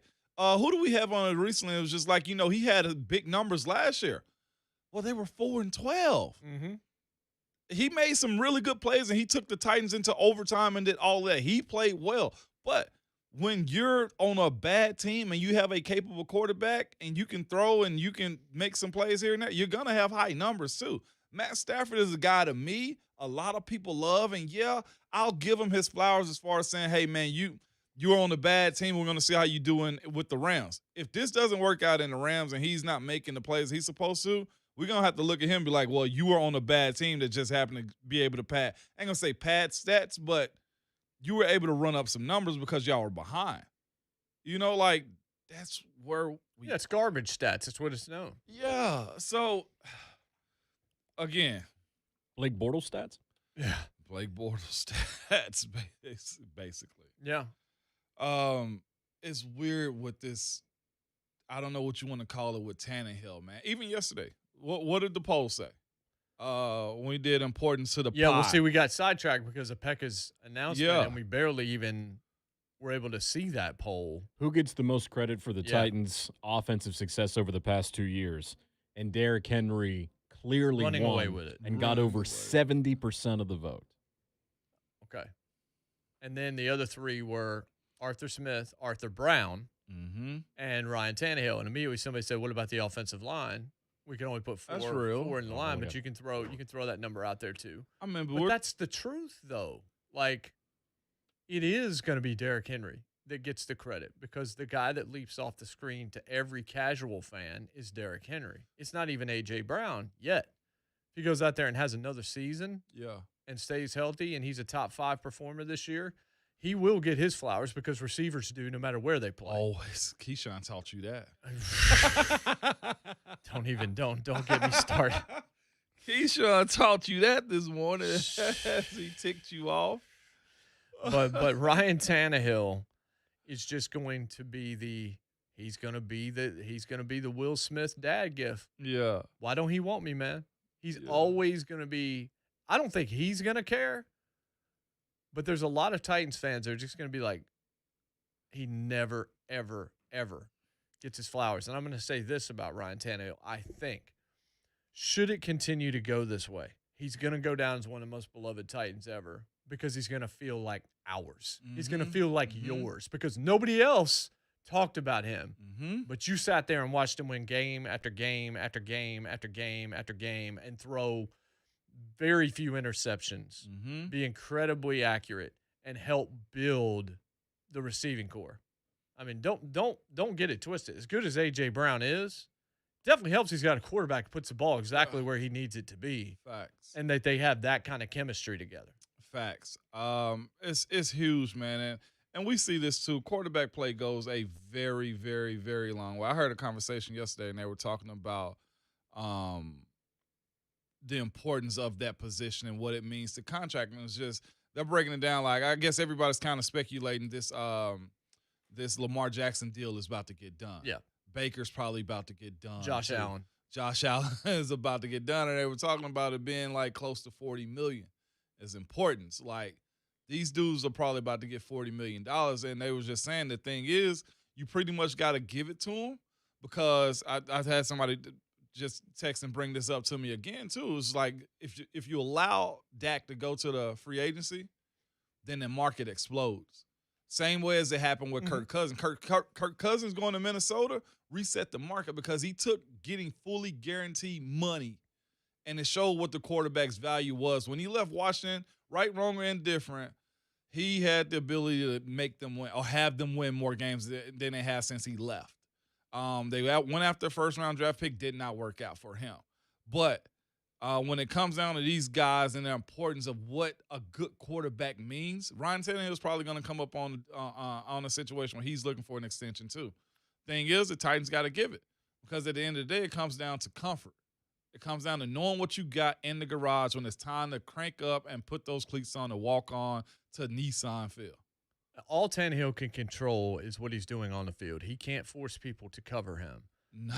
But I don't even know that it's just fair to say this, but isn't it obvious that Ryan Tannehill is the best quarterback this franchise has had since Steve McNair at this point? Inarguable. It's not even close. Vince had a whole lot of hoopla. You know how long around it's him. been since Steve McNair played for the Tennessee Titans? Is that old? Mid-2000s. Yeah. Think that Pecorine's career was starting around that time. Oh. Think about that, and think about what Ryan Tannehill's doing and all the quarterbacks that have come through this organization since that point in time. Regardless of where the flowers are elsewhere, he's got a garden. He's got Cheekwood. Cheekwood is Ryan Tannehill. He's got a garden in Nashville. He's got not just a floral shop. He's got a floral strip. Like, we're talking like 10 shops downtown that are full of flowers in Nashville for Ryan Tannehill, because they know what it's like to have a garbage quarterback for a long time. Yes, they do. That's about as cold as it get right there, Jay. But it's true, though. When you got a good quarterback, whether he's getting coverage or not. I remember going through this when AB them were taking off. Emmanuel Sanders then would say Mike Wallace. Like, Ben, of course, put him in a box. He's going to show out. That's what you want from Tannehill this year, though. It's like, yeah, y'all can dog him all you want to. Watch me put these numbers up. And he's got two guys for sure that can help him do that. Yeah. And the other thing about AB, I said this not obviously being anywhere near as close to it as you were at the time, but as it happened, I said, AB's about to find out how good Ben Roethlisberger actually is as soon as he gets out of there. When he went to the Raiders, I'm like, oh boy. You're about to really appreciate Ben Roethlisberger now. So much so. So much so that he never suited up for the Raiders. Grandma, we free. And that was basically like, get me away from Derek Carr. Get me away from John Gruden. That could have been wild. Oh, man, I'd have loved to see Gruden just lose his mind over that stuff that AB did with us, boy. Takes a special coach, man. Titans, y'all in really Can't good coach spot. him. Can't coach him. Can't win with him. I swear. 615-737-1045. 737-1045. But it is good to see a Mike Greenberg and a Louis Riddick and a Dan Orlovsky, all three actually yesterday on television, suggest Tannehill's getting disrespected. And Mike Greenberg literally saying Ryan Tannehill's the single most disrespected man in all of American team sports. And I was thinking about it. Who else is on that list? Maybe that's a little debate to have. Who else is being disrespected or just not talked about enough across American team sports? Maybe that's a question to throw out there for you at 737-1045 or on Twitter at JMart and Ramon. We'll discuss it when we come back right here on 104.5 The Zone. The crazy guys in the afternoon. What? Are you crazy? Blaine and Mickey. This afternoon, 1 to 3 on 104.5 The Zone. Mortgage interest rates are still sitting at an all-time low level, but they are starting to tick up. So if you've been sitting on the fence to get a refi, if you haven't gotten your pre-approved home locked in, listen up. Now is the time. You got to quit waiting for a lower rate, as they won't stick around for much longer, all right? Right now, they're sitting in a low 2%, which means by refinancing your 30-year mortgage, the home loan expert can save you hundreds of dollars a month. This past year has just been tough. Everybody's just trying to get back to normal. It's a lot, okay? But your home is your biggest asset. And with the home equity so high right now, it's the perfect time to do a cash out refi. They can lower your monthly payments, give you cash to pay off your debt, and have you skip a few mortgage payments, okay? That's how you crush the rest of this year before the holiday season pickup, all right? So if you've been watching the apps the way I do, homes are selling fast in this area, really fast. So getting pre-approved is key to finding your dream home. At thehomeloanexpert.com, though, they can lock in your interest rate, project your payments, and get you pre-qualified. So when you find that right home, you can submit that offer and close on your dream home ASAP, because it needs to be that fast here. TheHomeLoanExpert.com are doing more home loans than ever, and they are closing purchases in less than 30 days. So don't wait. Visit TheHomeLoanExpert.com. Summer is the season of fun. Here are some tips to make sure you enjoy yours. Tip number 1, lawn darts still aren't a good idea. Ouch, these things should be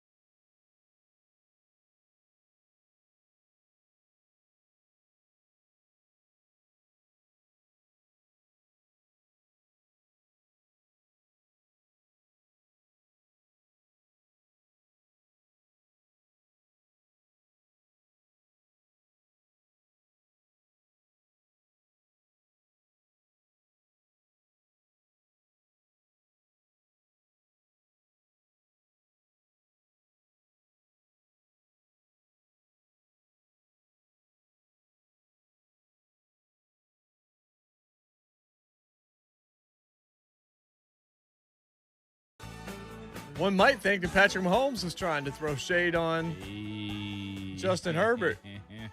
What he meant to say was... What I said. What he meant to say was, I'll believe it when I see it about Herbert. Uh-huh. What he said was, I'll see it when I believe it. And to that, we just give him a demerit. He says, out of context. No, it's in context. It's just... Look, Mahomes is the best in the game. If somebody wants to say, at least he can back it up. Herbert will have his opportunity. It's cool to talk trash. I mean, look at Trey Young. Yeah. We're okay with that. Yeah. Like, do this. Y'all going to be playing each other for a very long time, at least 8 more years. You know what I'm saying? Disrespected athletes. The first name I always write down is Keenan Allen. Yes, big yes. Keenan Allen's one of the best receivers in football and has been for a long time, year after year after year after year.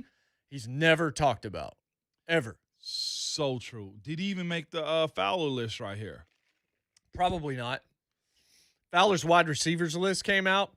Let the fireworks begin in the third hour of the show. He made it. He did. He did make it? Yep, sure did. Good. Wow, highest ranking given to Keenan Allen? 2. That's a little high. I know. Now I'm going to disrespect him because he's not the second best receiver in football. You want to know what's crazy? I actually filled out one of these lists for somebody that had no idea. Ha! That's pretty wild. So you just put a bunch of Steelers on? No, it was the D lineman. So when are you bringing your ballot in? It was the D line. I'll tell you my D lineman ballot. Give me 1 second. Cousin Danny says Allen Robinson. Allen Robinson? Yeah. Yeah, he doesn't get as much respect. He doesn't because he's played with garbage quarterbacks his whole career. QB1. Yeah, exactly. Mr. Caples What's is up, online Caples? too. Cape. What's going on, fellas? Hey. Not much, man. Hey, I think D Good brought up a good point in the YouTube chat about Tannehill, and I kind of agree with him, but to a certain extent because I think he was bringing up the games, the playoff games where we played against the Patriots and the Ravens on the AFC Championship run, where Tannehill didn't do a lot, so they saying that he's not that valuable. But I also agree that I think a lot of the disrespect comes from his playoff performances because of that reason. And last year against the Ravens when I didn't snipe Caples you, go? Caples. That's No, all I they want to didn't let you snipe know. That's it. You got sniped. Now, look, we're saying a lot of kind stuff about Tannehill, but the truth is, and we have said this before, it's never been because of Ryan Tannehill that you are winning a game when Derrick Henry is struggling. Mm-hmm. A crucial game in the playoffs. Like, it just hasn't been. Doesn't mean he's not capable of it. We just haven't seen it. That's what we've always looked at. It'd be like, how many games is Tannehill responsible for specifically? And usually it is, if Derrick Henry is struggling, they're probably not winning that game. Right. Doesn't mean that he can't do it. Just means that he has not done it very much. So if you want to try and explain away lower rankings and why he's not talked about all that much, that would be the reason. Mm-hmm. If you wanted to pass the Miami and the name and all of that kind of thing. That's true. But given the tools and weapons that he's gotten, that's not his fault, though. Like I said, I think one of the biggest detriments to Ryan Tannehill is the fact that he hasn't actually groomed somebody himself. AJ's becoming his guy that he's like, yes, I helped make you a superstar. One thing I've always seen Ben do is when guys were up for their contract, he said, hey, I'm going to get you paid. Like, it wasn't, I don't think, a verbal conversation, but the way the balls were targeted to those guys in their contract years, i.e. Mike Wallace, AB, Plexico Burris, Hines Ward, Nate Washington. Think about the guys he's gotten paid or made Pro Bowlers or superstars. Martavis Bryant, Emmanuel Sanders. Ryan Tannehill, I think that's the only thing he's lacking is getting his guy. So if Josh Reynolds comes in and does his thing, Jonu's kind of already gone and left and done his thing a little bit. AJ's up. If he does well with Julio, then it's like, oh, you got a group of guys that you got paid. Cousin Danny, hopefully not in Capel's dead spot. Danny, what's up? What up, fam? What's up? So I kind of hate when people talk about quarterbacks as game managers and that being a negative thing or having a negative connotation to it, because in my mind, a quarterback's job is to run the offense efficiently, right? Mm-hmm. And the Tennessee Titans offense does not need the quarterback to be the hero. Mm-hmm. It needs the quarterback to be a smart, accurate, quick decision maker, and that's what Tannehill's done, and he's done it really, really well. So if we look at what the quarterback job is to run an offense, point out someone that's doing a better job, not only in our division, but in the NFL than Tannehill's done the last 2 years. In the division, nobody. Talk to me about it. I want to start talking. Just say another sentence for me out loud, Danny. Just say anything. Say it one more time. I love you. I got to snipe you because you said hashtag epection yesterday. That's timeout. I had to find out. You had to get sniped. That's timeout. He dogged you, Danny. 15 minutes in the corner. Wow, Danny. That's cold-blooded. So I agree with the game manager critique. I think a better word is caretaker. He's taking care of the house. Yeah. The one thing with Tannehill is they haven't made the Super Bowl, so there are moments where Tannehill could have helped win a game where he didn't need to be game manager. That becomes maybe the issue. Oh, great. Caples is back on line 2, out of the dead spot. Caples? Yeah, man, my bad. It wasn't Jay. Jay was sitting on his finger, so it wasn't Jay. But Jay, you brought up the best point, man. We haven't had a quarterback that we can rely on since the late great Steve McNair. We done been through the gauntlet, the Jake Lockers, the Vince Young, who teased us with potential but didn't work. You know, Mariota teased us with potential but didn't work. But we got a quarterback now that can make all the throws, and we're confident when he drops back that it's not going to be an interception, pick six going the other way. So whether the media gives our quarterback his just due doesn't matter to me. As long as we giving him the due, that's what matters. So I'll just hang up and listen to you guys. All right, that's cool. I am glad you got out of the dead spot and made that point. I agree with that. I definitely agree with that.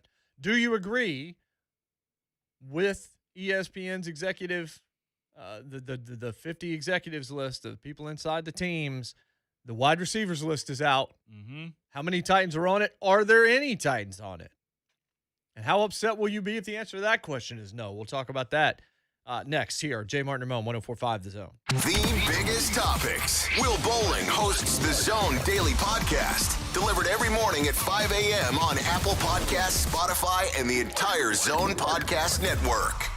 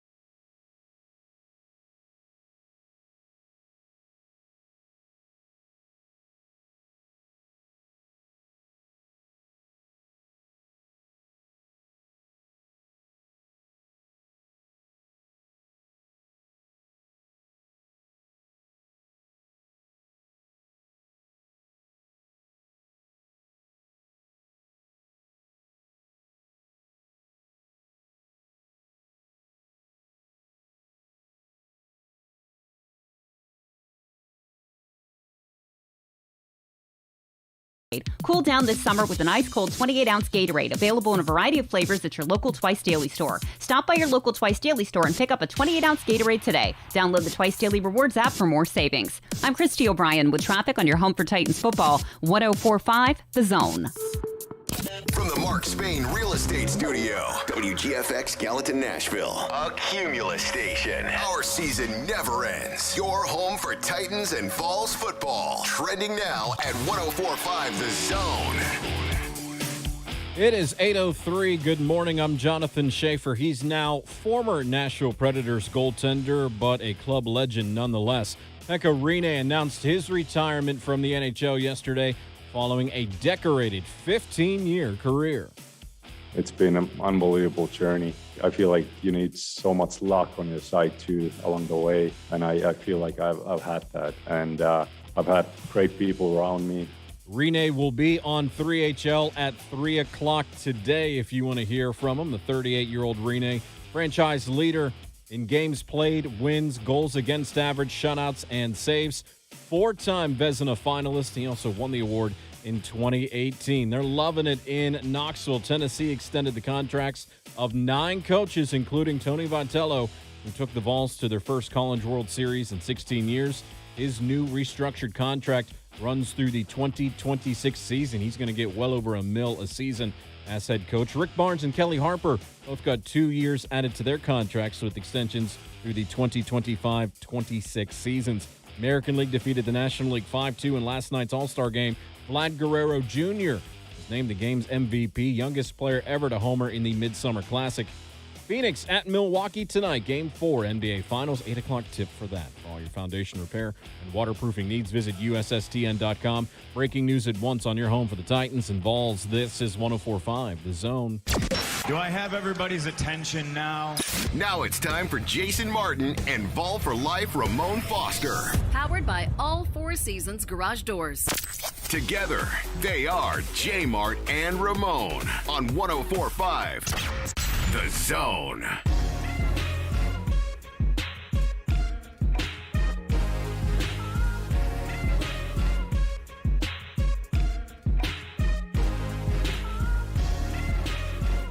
What's happening? J. Martin Ramon, 104.5 The Zone. Glad to have you with us.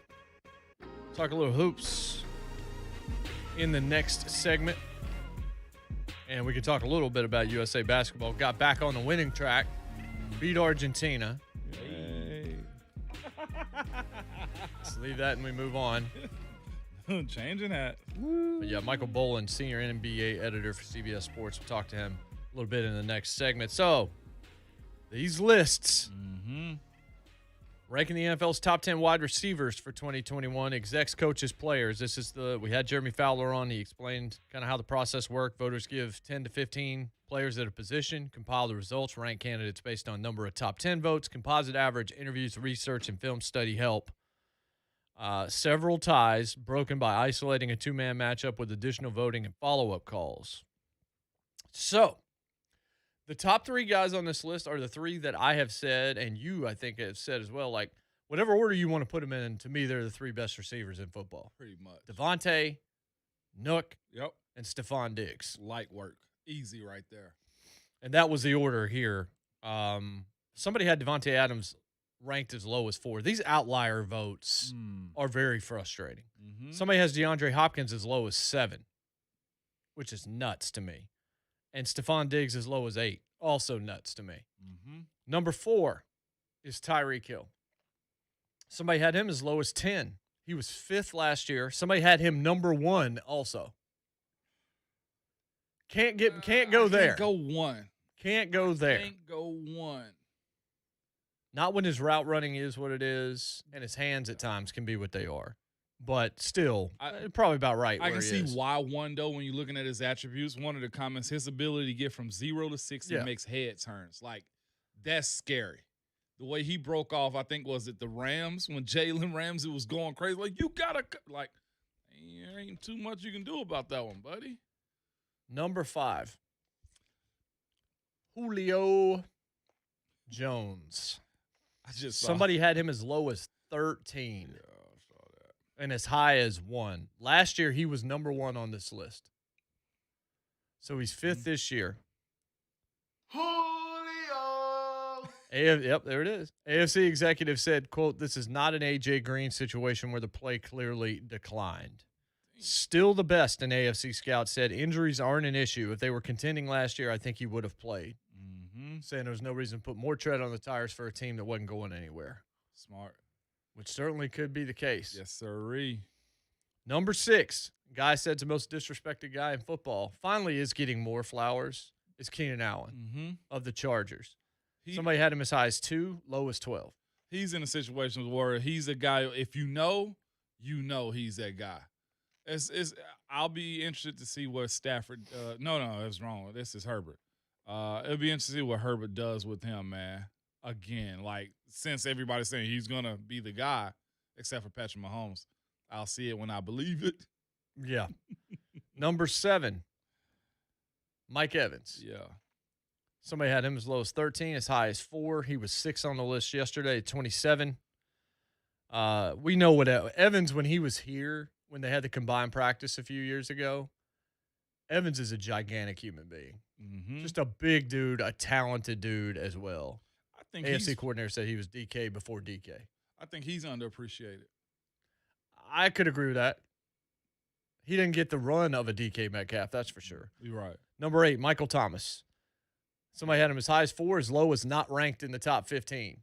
Because he didn't play last year? Yeah, probably. I'll say this about Michael Thomas. When I saw him play with the Saints when they were in town a couple of seasons ago and actually watched his routes and could really see the entire package, he's the real deal. Well, he has to be because he's not that fast and he's not that big. He has to be as good as he is at everything else. As good of a route runner as any receiver in the league. He is the real thing. Last year's ranked number 2. That's so he dropped. Yeah, so he dropped some, and that's because the Saints dropped a little bit. And now you have to wonder, how's he going to be affected by whatever's happening at quarterback with the Saints? Number 9. Sorry, Caleb. Caleb Toussaint said, and just put a comment in the YouTube. I guess you're out. Number 9 is DK. Last year, unranked. Somebody has him as high as 4 on this list. DK? Yeah. No. Is it because of the plays he's made? Like, we've seen him hawk down guys. We've seen him break away speed. Like, he looks like a Marvel character. Okay. Because I'll be honest with you, there's somebody I would probably substitute for. I'd move AJ up, honestly, and I'd probably put either Calvin Ridley or maybe too soon for Justin Jefferson, but I like Justin Jefferson. I thought Jefferson might make this top 10 also. NFC exec said about DK, only concern with him is that stiff lower body and fluidity, certain routes where he can't bend like other young receivers can. But he's such a force that he overcomes it, and he's getting better as a route runner. Yeah. One of 4 NFL receivers with at least 2,200 yards and 17 receiving touchdowns in his first 2 seasons in the NFL in history. The other 3, Odell, Randy Moss, A.J. Green. And then number 10. Oh, you go ahead. No, I was just going to say, DK is like one of those spin tops, one of those rip tops. You pull, like when you pull them, like, and it goes, like, oh, man, this is cool to watch. But other than pulling the cord on that, he's dynamic, though. This gives him top 10. That's all I say. And number 10 is AJ. Somebody has him as high as 3 and as low as unranked, meaning out of the 15. And this is the first thing that's written. Brown and Calvin Ridley required a tiebreaker for the 10th spot. Execs tasked with breaking the tie prefer Brown's explosion over Ridley's smooth route running barely. NFC executive, after the catch, AJ's as good as anybody, looking for contact. NFC scout, similar to DK, but he's more fluid, not as polished a route runner as Calvin Ridley, but could handle more than the Tennessee offense gives him. I could see them expanding the passing game this year with Julio and AJ. So he goes 10. Honorable mention, and since we had Fowler on and he listed the guys, they were in order in honorable mention, and he gave us that. So honorable mention appears to be in order. Ridley's 11, and that makes sense because there was the tie break. Yep. Allen Robinson is 12. Him and Stephon Diggs probably the best route runners, according to a veteran offensive player in the NFL. Odell is 13th. Justin Jefferson is 14th. What'd you say about Odell? 13th? Yeah. 13. Hold on. Yeah, that's some turd stuff right there. I knew it was coming. Look, I knew it was coming. I ain't taking it back. Just pray it's not an upper decker. Cooper Kupp is Cooper Kupp is 15. I was just about to say Cooper Kupp is a Ram. I was just gonna say that's just Arkansas. Yeah, that's where it came to me was Brian Rice's comment. Brian Rice. Cooper Kupp is, I guess, 15. Chris Godwin is 16. Thielen is 17, which seems a little low. That honestly. seems low. Yeah. Terry McLaurin is 18. And Jarvis team. Landry is 19. Jarvis Landry. He's one of the more underrated He's players. underrated. Yes, He's very much so. very much. Highly underrated. Agreed. Yes. And he'd be the first one to tell you, too. Yeah, he would. You know what? Sometimes you got to let him know, Jay. You got to let him know, man. I ain't opposed to that. Hey, that's how Ramon got better grades with PFF. He let him know. You're damn right, okay? So we'll have Rhett on to open the fourth hour before we have Rodger Saffold on, and we can talk more about this. But Titans fans, Julio is 5th on the list. AJ is 10th on the list. Mm-hmm. How do you feel about that when you look at DK being 9, and we've had the DK versus AJ discussion a handful of times here? Do you think that AJ is fair at 10, or do you believe he should be higher? Do you think Julio at 5 is fair? Should that be higher? Should that be lower? Those are the questions that are out there. But 2 Titans make your top 10 inside NFL circles. 2 Titans receivers. Yes. Titans receivers.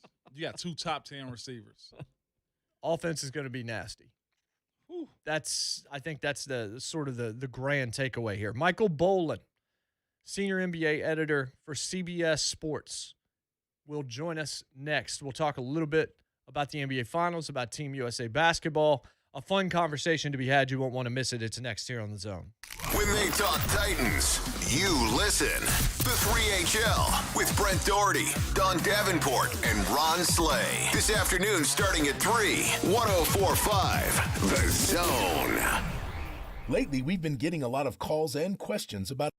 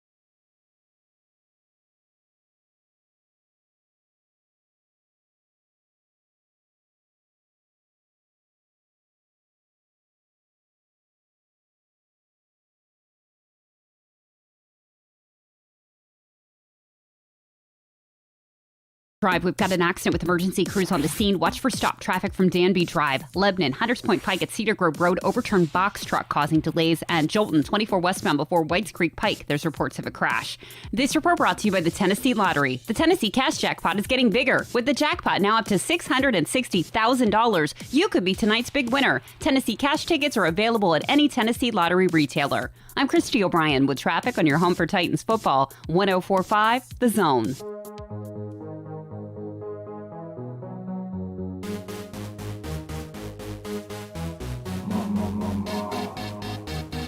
JMart and Ramon, powered by All Four Seasons Garage Doors here in Nashville. All four, the number 4. allfourseasonsgarages.com/Nashville. That's where we want you to go to learn more about our good friends over there. 150 years combined residential and commercial experience.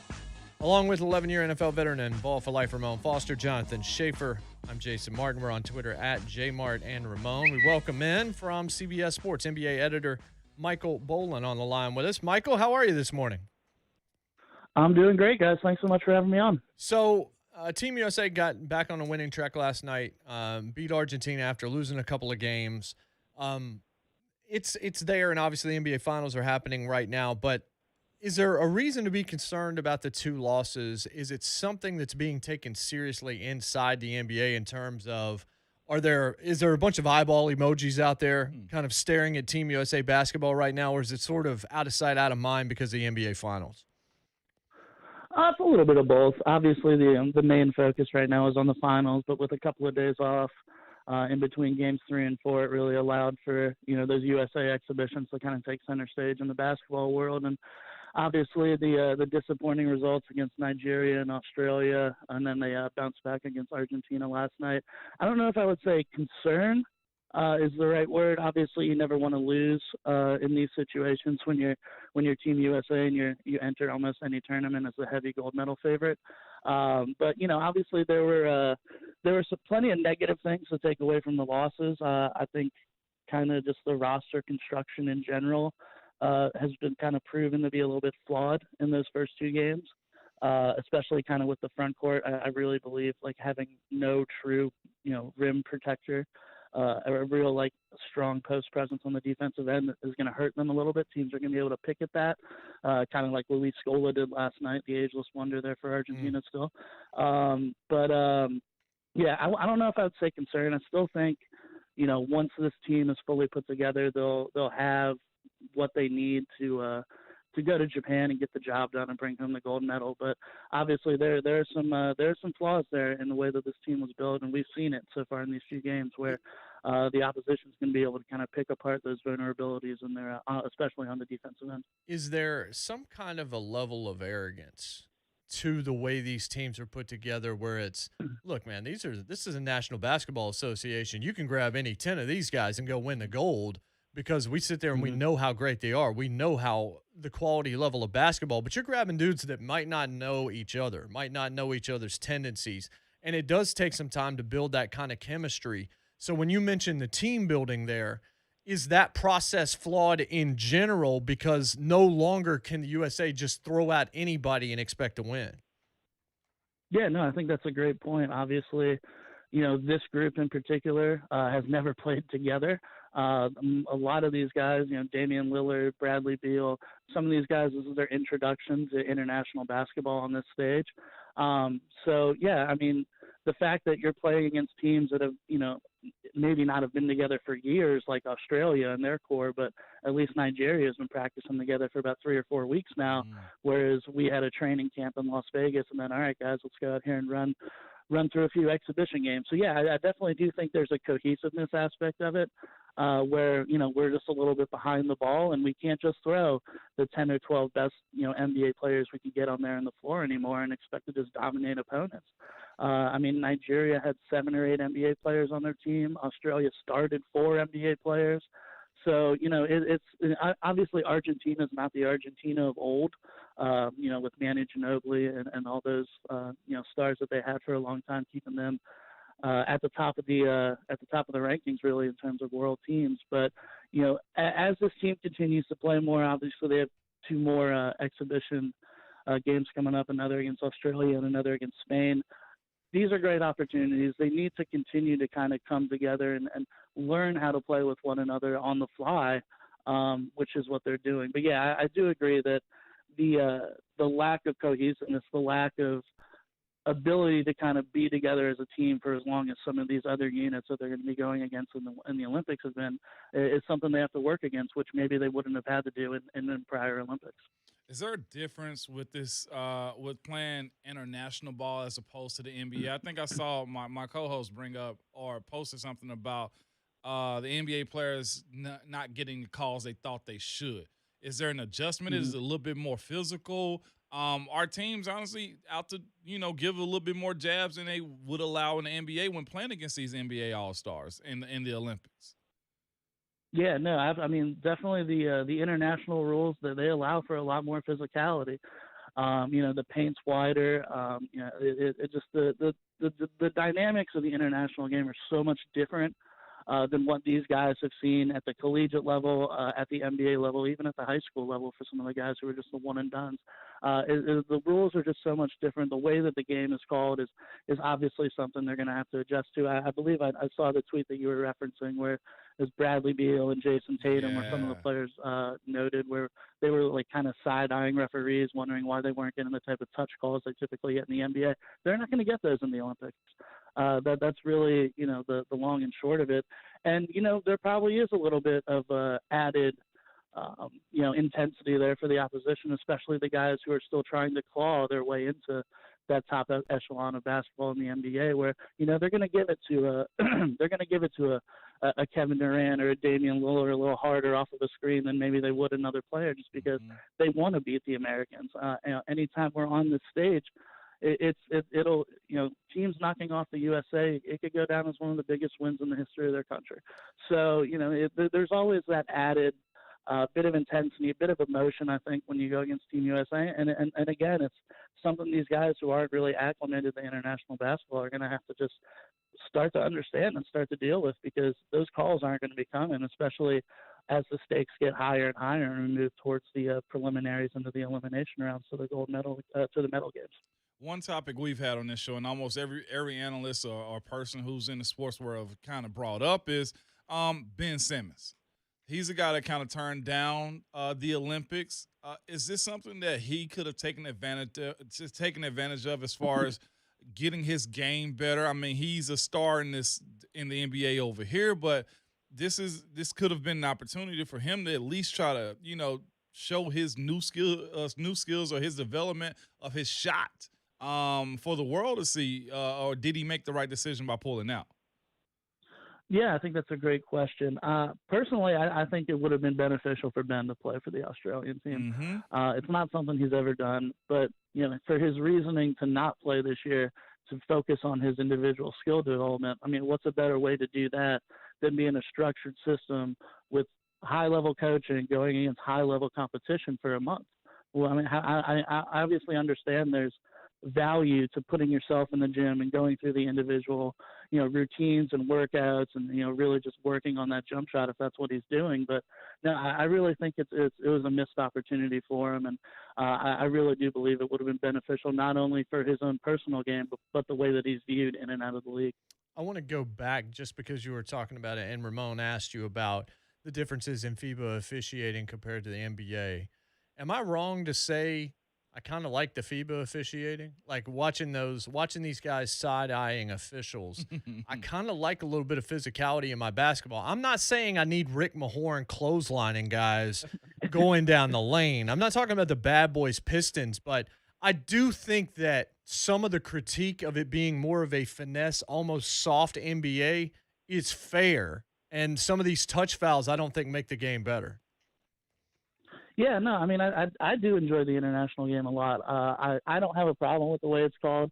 I grew up watching Big East basketball, so I love the physicality in terms of the way the game was played at a point in time.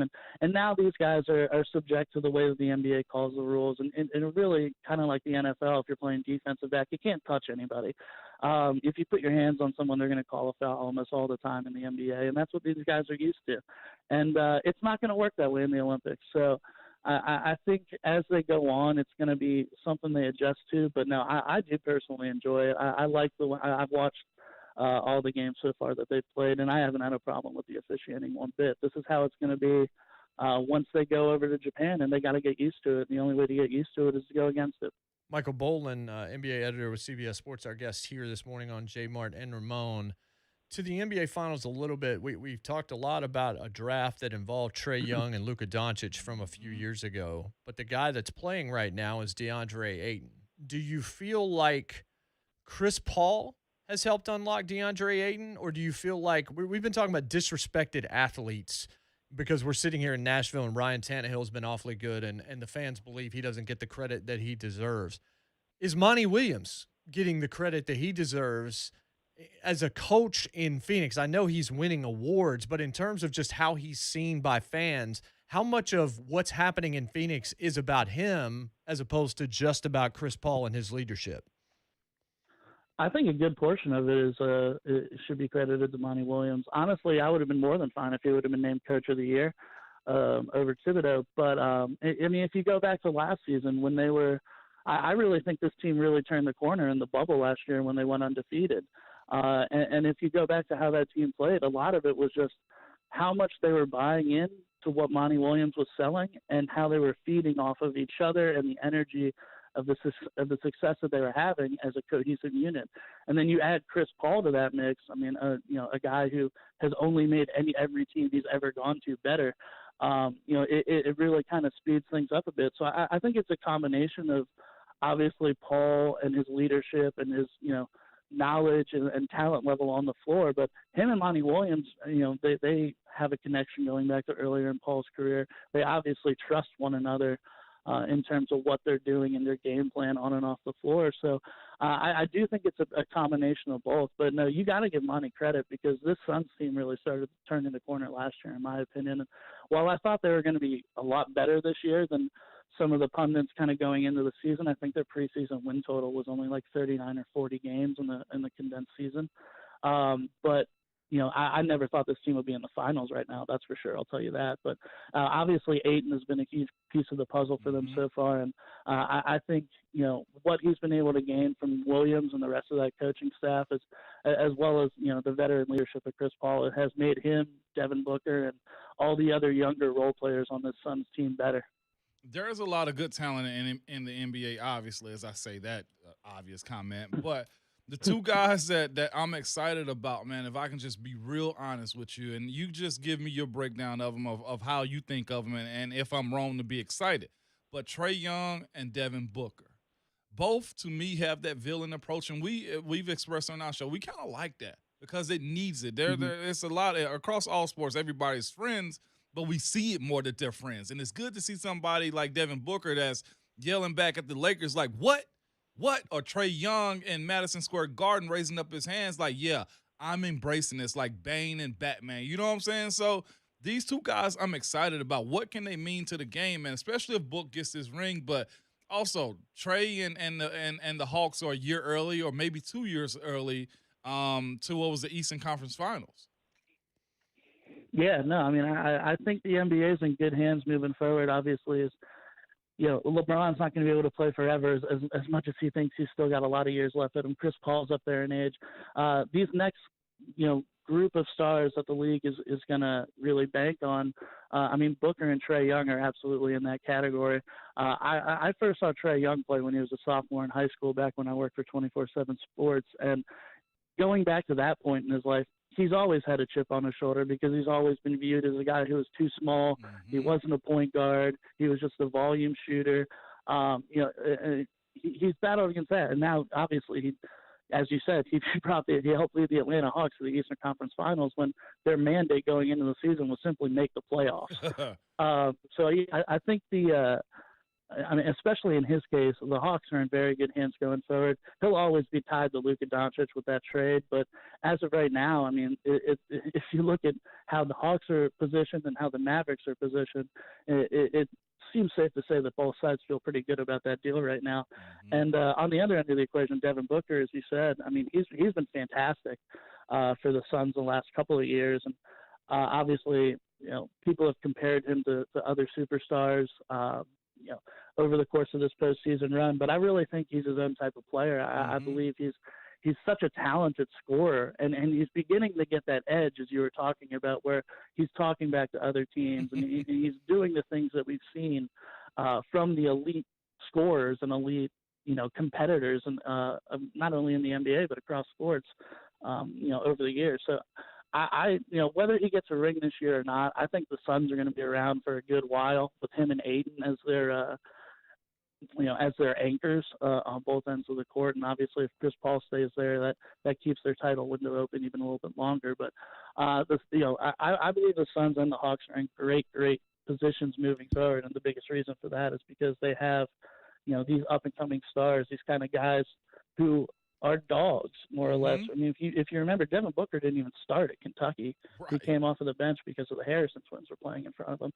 So, he's probably got a little bit of that edge too. Why wasn't he playing more in Kentucky? Why did he slip a bit more in the draft than some other players when he probably would have been picked higher? I believe these guys are really going to be two of the focal points in the NBA moving forward. And right now, they kind of proved what their upward trajectory is this postseason. We're all watching it unfold. Speaking of upward trajectory, the Pelicans, and not just them, somebody that can mean something to them. This is Zion Williamson.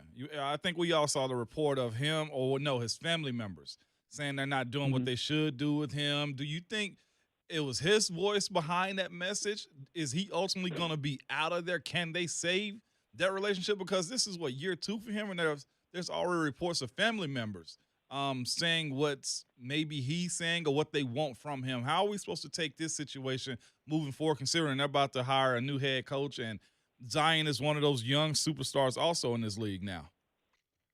Yeah, it's an interesting question. Obviously, you never heard anything from Zion himself so far through this entire process. It's all been, this is what the family's saying, this is that, this is this. It's hard to say where that's exactly coming from without hearing from him himself. It's very possible that that's things that he's reiterated to those close to him, and then that somehow got out. It could just be something that was a media blip that really wasn't never really there. It's probably somewhere in between, I'd imagine.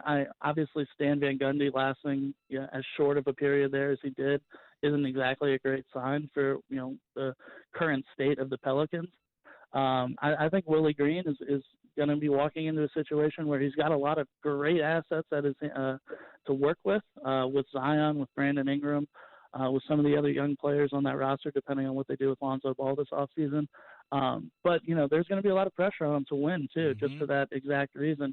I mean, more times than not, you're not going to see a top draft pick turn down their rookie scale extension just because they wouldn't be able to get more money than anyone else on the open market. But if it's really a situation where Zion just doesn't want to be there, and who knows if that's true or not, but it's going to be something that David Griffin in the front office and Willie Green and the coaching staff that he puts together, they'd be best suited to really go after that and try and maybe not rectify, but build whatever relationship they need to build to not only keep Zion happy, but get this Pelicans team in a position where they're contending for more than just the 8th seed in the West, because, a year or two from now, that's not going to be enough for the type of talent that's on this roster and the expectations that I'm sure they have in New Orleans. Michael, great stuff, man. We really appreciate the time. Maybe we'll be able to catch up with you again in the future, but an excellent conversation. We appreciate it. Hey, thanks so much, guys. It really was a pleasure coming on, and would love to talk to us with you anytime, so just reach out and let me know. Sounds great. That's Michael Bohlin, NBA editor at CBS Sports. Great stuff. That was real good. Really was. And you know what's not great? What, Jay? People celebrating birthdays and you not knowing who they are. I'm still not over Harrison Ford from yesterday. Everybody was all up in their feels, and Twitch got a little bit toxic yesterday in the wake of statues and Mount Rushmores. Twitch didn't get a little toxic. It got very toxic. Twitch got the ooze toxic. And then Slay's texting me saying, "This is your fault." I'm like, I don't have anything to do with it. No. That's like blaming Jeremy Fowler for things not being ranked the way you want him to. He didn't have a vote. I'm like, bro, I can't even access that from my side. So birthdays are coming up next. Need we say more? We'll be right back. It's JMart and Ramon, 104.5 The Zone. Yeah. As things return to normal, the most prolific offense in Titans history returns to the football field, led by the quarterback. How about a finger roll? Ryan Tannehill. The young star wide receiver. A.J. Brown. The 2,000-yard monster in the backfield. The king could have walked in. Oh, yeah. And they've added Julio Jones to the mix. Touchdown! Titans! Keep it here all the time for all the action. The Titans get it done again. The home of Titans Radio is 104.5 The Zone. Hey, it's JMart. Next time you're at home, look around and see if maybe your home is trying to tell you something. Maybe your drywall is separating. Maybe you got some cracks growing in your bricks that maybe you thought it was just your eyes, and then you look a little closer and no, those bricks are actually cracking. Maybe your basement wall is bowing. You got sticking doors and windows, and you think, you're always told, oh, it's the humidity. Then you get to the fall, oh, it's because of the cold temperature. Maybe it's actually a foundation issue with your home. When it comes to foundation repair, take it seriously. It can be costly, and it can be crucial, and nobody's going to help you finish better than United Structural Systems when it comes to your foundation issues. They've been doing this since 1994, over 25 years of off-the-charts, impeccable service, A-plus rating with the Better Business Bureau, locally owned, not a franchise, which means you're helping somebody right here in this community who knows this community and has the time to come out and customize a solution for you depending on your specific needs and those of your family. United Structural Systems will give you a detailed free estimate before you ever have to make a decision. And as always, with anything they do at USS, you don't pay a dime until the work's done, and you're fully happy. With over 20,000 now satisfied customers and counting, you can feel great about calling United Structural Systems. Here's the telephone number, 615-227-2275. That's 227-2275, or online at USSTN.com. United Structural Systems. Hi, I'm Ryan Kelly with thehomeloanexpert.com. A cash-out refinance is just as easy as a normal refinance, but we don't stop there. We get you the cash you need to pay off those high-interest rate credit cards, get caught up on your bills, make those home improvement projects a reality, or even take the family on a vacation. How much money can you save? Let's find out now. TheHomeLoanExpert.com. The Home Loan Expert LLC, NMLS number 1326241. Hi, this is Lance Drury with the Lance Drury Law Firm here in Nashville. I've been warning our clients that IRS employees are back at work since mid-July, and their collection efforts have ramped up. Well, sure enough, it looks like it's happening. So if you have unfiled tax returns, wage levies, bank levies, or tax liens, now's the time to call the Lance Drury Law Firm before the IRS calls you. Tax resolution plans are based off your current income. So if your current income is less than normal due to the COVID-19 pandemic, this is precisely the time for the Lance Drury Law Firm to help you. Your consultation is free, so don't put it off. The Lance Drury Law Firm focuses solely on tax resolution law. It's all we do. And if you have IRS problems, you have legal problems. Let us use our tax law resolution experience to guide you and work on your custom resolution plan. Call now. It's free and confidential. Call me, Lance Drury, at 615-733-8168, or go to LanceDruryLaw.com. The choice of a lawyer is an important decision and should not be based solely upon advertisements. Are you a veteran with a VA home loan? Please stop and listen to this important message from Loan Pronto. You can refinance now and snag a new rate in the twos. You heard me right. I said in the twos. Dawn Davenport here, and wait. It gets even better. You can do all of this with no appraisal, no income documentation, and no cash due at signing. Mortgage rates have come down some, and veterans need to act now. Loan Pronto specializes in VA streamlined loans. They can even cover all your closing costs, and you will love their all-digital, no-hassle process. Most Loan Pronto loans close in 14 days. Call Loan Pronto now, 615-499-5780, or go to loanpronto.com. They also have options where you can refinance and get cash out of your home's equity up to 100%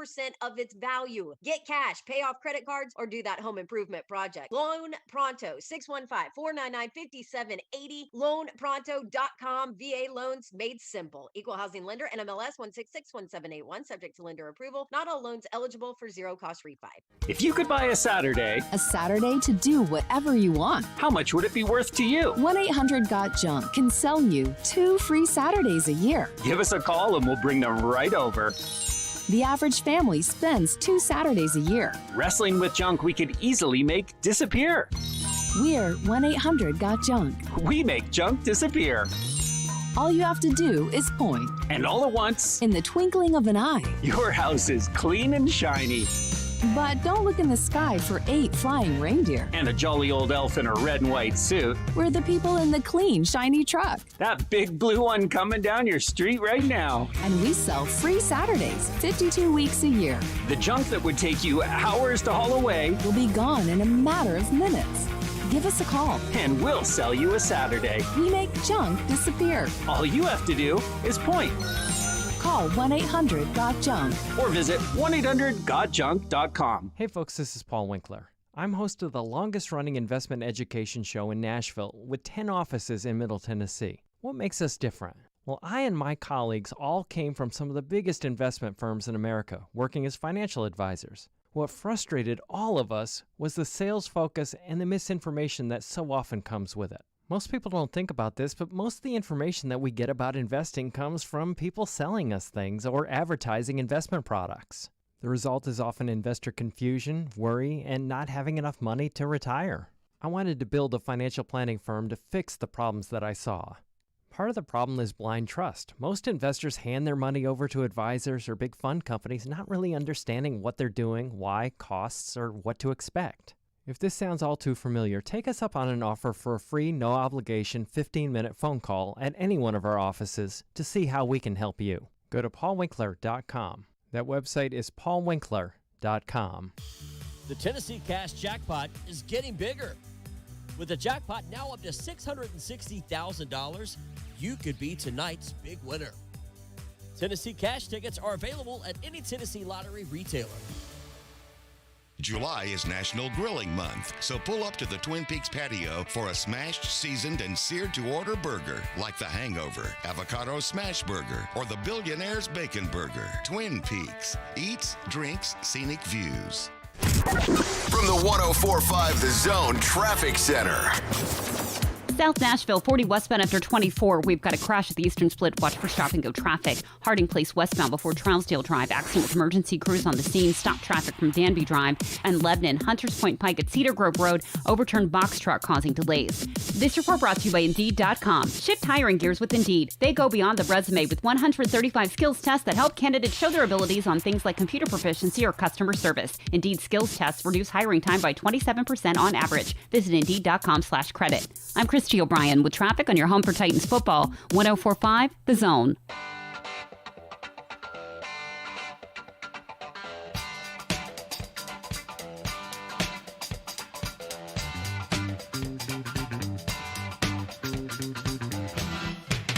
Solid. Welcome back, JMart and Ramon, 104.5 The Zone. If you missed any part of the show, podcast is wherever you get your podcast. JMart and Ramon, that's what you search. That's where you leave the 5-star review. That's where we give you the old wink and nod, winking the gun. Mm-hmm. Ramon Foster, Jonathan Schaefer. I'm Jason Martin. What did I just see? It was funny. Kerry Benford. What carries that? He says Zion and Moan's hat have something in common. They both don't want to be there. My hat ain't got no roof. What's going on? It's top odd material for Kerry. Care? That wasn't even that cold right there. Tomahawk Chop on Twitch, who yesterday was igniting the fire. What? The Big Ragu's outfit had me trying to adjust the brightness and contrast on my computer screen way too early this morning. I mean, he's basically wearing a trash bag. With this Mets jersey Yeah, on. you're wearing a trash bag. Daryl Strawberry, Yeah, but it's a man. strawberry jersey. I know, I love Strawberry, man. Always reminds me of The Simpsons. Daryl. Mattingly and the straw. Hey, it's all good. It's all good. So it is time for birthdays. I do want to mention this just because I just tweeted this out because I just saw it. Charlie Robinson died on Sunday. 75-year-old, played Mac in Night Court. Played Bud Harper on Home Improvement. He was in Fences. He's done a lot of things throughout his career. Died of septic shock and metastatic adenocarcinoma. Ooh. He was stage production of Drive and Miss Daisy. He's done a lot. Dang. So, happy trails, man. Yeah, I want to mention that. Trails, man. Tip of the hat, babe. And now, to your death, Mo. Nah. We live in the day. I'm getting it right today. Scott Porter is 42. Favorite Scott Porter role, Mo. Probably Foxcatcher. Played right alongside Steve Carell. Oh, you waited like I thought that was right. That's because I was so stunned that you said Foxcatcher. I wasn't expecting that. Come on, man. Dang. I actually bought that movie. Scott Porter played Jason Street in Friday Night Lights. I got to meet Scott Porter and walk through the very locker room where the show was shot in Texas at Television Festival a few years ago. He happened to be walking through just as I was. Really cool moment. He's a really cool dude. Oh, that's dope. Real down to earth. Still haven't watched that show. Geek culture. I think he went on The Walking Dead after show several times and stuff like that. Yeah, you need to watch that show. Okay. That show's great. Matthew Fox is 55. This one close to my heart, too. Hey. Both of these are. And Raging Bull, $1 Million Baby. You did $1 Million Baby yesterday. No, I didn't. Matthew Fox You did this week. was in a show called Party of Five, but he also played Jack Shepherd on a little show called Lost. Little House on Oh, there's Little House on I like how you were just Little House on him. All of a sudden, Ramon went. I was about to finish your sentence, Jay. Let's help somebody take a bigger L than you. Kevin Dodd is 29. Oh, man. Once upon a time. Metaphorically, yes. Yeah, that's cold-blooded. Hey, he was a draft pick, right? For those on the radio, I feel no sympathy for draft picks. Tough luck, Jason was brushing the dust off his shoulder. Mr. Capel's YouTube, Little House on the Uh-oh. Uh-oh. Dan Reynolds is 34, Moan. Who is Dan Reynolds? Reynolds. Wasn't in The Blind Side? What about The Hurricane? Fast 9?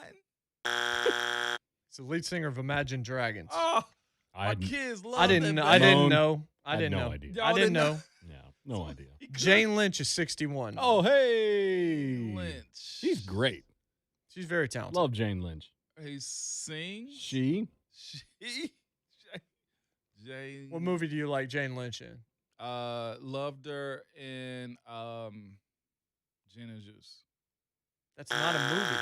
But No, you what- said no, movie. Merit. You said movie, which made me think that was music. How did No. movie make you think it was music? Because he Sometimes said what sometimes I movie. trick him. Yeah, sometimes he's with the reverse psychology on that stuff. Like, no. He does the voodoo on you. Yeah. Well, she was in Creed. No? One movie she was in was a 40-year-old virgin. Mm-hmm. What? Which one was she? Which She lady was it? the electronics store manager. By the way, Jason, Short hair, blonde, Yeah. hosts a bunch of game shows. first movie role uncredited, The Fugitive. Oh, yeah. Mm-hmm. Huh. Who was in The Fugitive, Moan? Kevin Costner.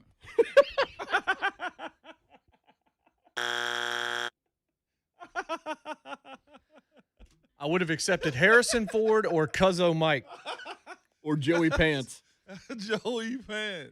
Carrie Benford's in it. Vincent Pastore is 75, Moan. I got this one. Okay. Miracle. Disney movie. You're a miracle. What about He actually is undrafted. Yeah. Yeah, absolutely. Thank you, Shay. I was not speaking sarcastically at all. What about Glad you figured out why I said that. what about Mighty Ducks? Air Bud. Dog. Air Bud Vincent was a dog. Pastore was in a little show called The Sopranos as Big. Oh, I know who you're talking about. Willow. Okay, all right. Yep. Okay. Wow, Moan. I'm trying, man. These feel right. They feel right, dog. That's what she said. I mean, but that's a show you love. And he wasn't like a bit player in that show. He was a big player. Hey, players mess up, man. Jackie Earl Haley is 60. Hey. Favorite Jackie Earl Haley role? Moan? Was the instructor in Bend It Like Beckham. Was there an instructor in Bend It Like Beckham? I feel like it was. Okay, he was in Bull Durham. You went to that one twice today. Did I really? Yes. No, I didn't go Yes, Bull you Durham. did. Neither one of them was right. Well, you know, Both of them were inaccurate. It felt right. It felt right twice. That's what she said. Eddie the Eagle. The Watchman. Yeah, the latest thing Jackie Earl Haley did was Watchmen, not The Watchmen. Didn't register to me. Bad News Bears. Oh, corrected you right there. Hey, leave my peck out of this. Jackie Earl Haley is a pretty talented actor that's done a lot of different things. I missed that one. Zach Bunch says 11-year NFL veteran Jackie Earl Haley. Yay! Might as well have been. Might as well. Missed Harrison Ford on back-to-back days. You talk about how much you love The Sopranos, and you don't know who Vincent Pastore is. I couldn't Batting say- 1,000, man. I appreciate it. Fourth hour of the show, Rhett Bryan will be in the studio when we're back here on 104.5 The Zone. No one knows Titans football more than Buck Rising. The Buck Rising Show. This morning starting at 10 on 104.5 The Zone.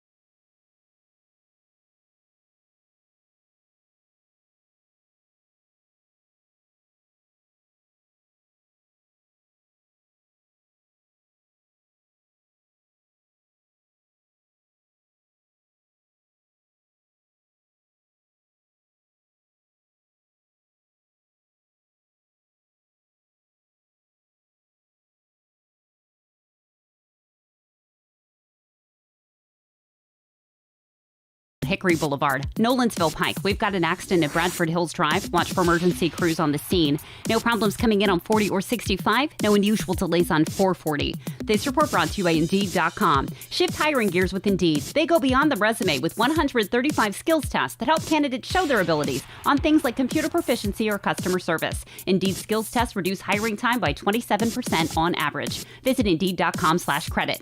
I'm Christy O'Brien with traffic on your home for Titans football. 104.5 The Zone. Your home for Titans and Falls football. 104.5 The Zone. WGFX Gallatin, Nashville. A Cumulus station. Trending now at 104.5 The Zone.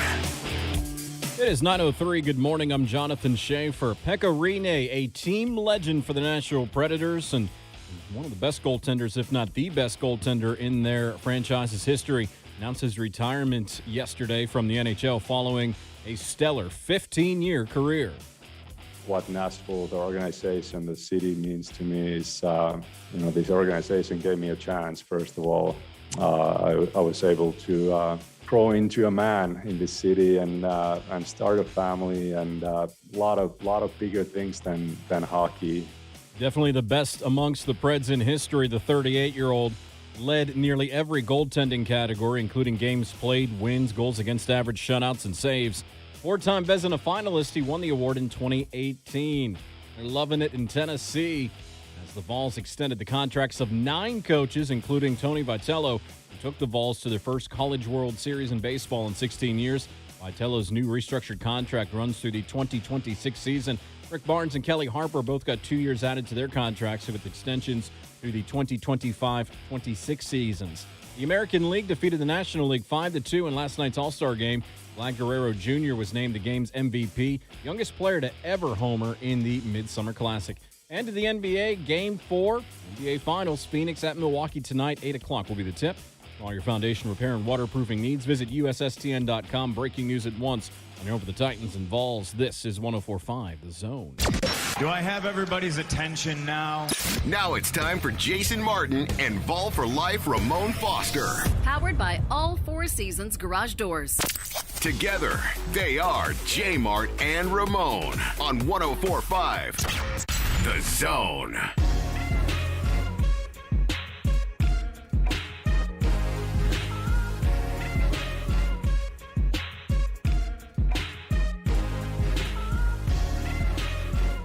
Hey, demerit me right now, Schaefer. Yep. That is demerit. Jeff Jarrett, happy birthday. Happy birthday, Double Hey, J! Double J! You should send something to his house. I'll take it to him. It's cool. He's doing fine. Humble Henderson. Look at Look at Rhett. Hey, you know, AEW, for the wrestling fans out there, AEW has freshly squeezed Orange Cassidy. We have freshly shaved Rhett Bryan in the studio. Let me say this.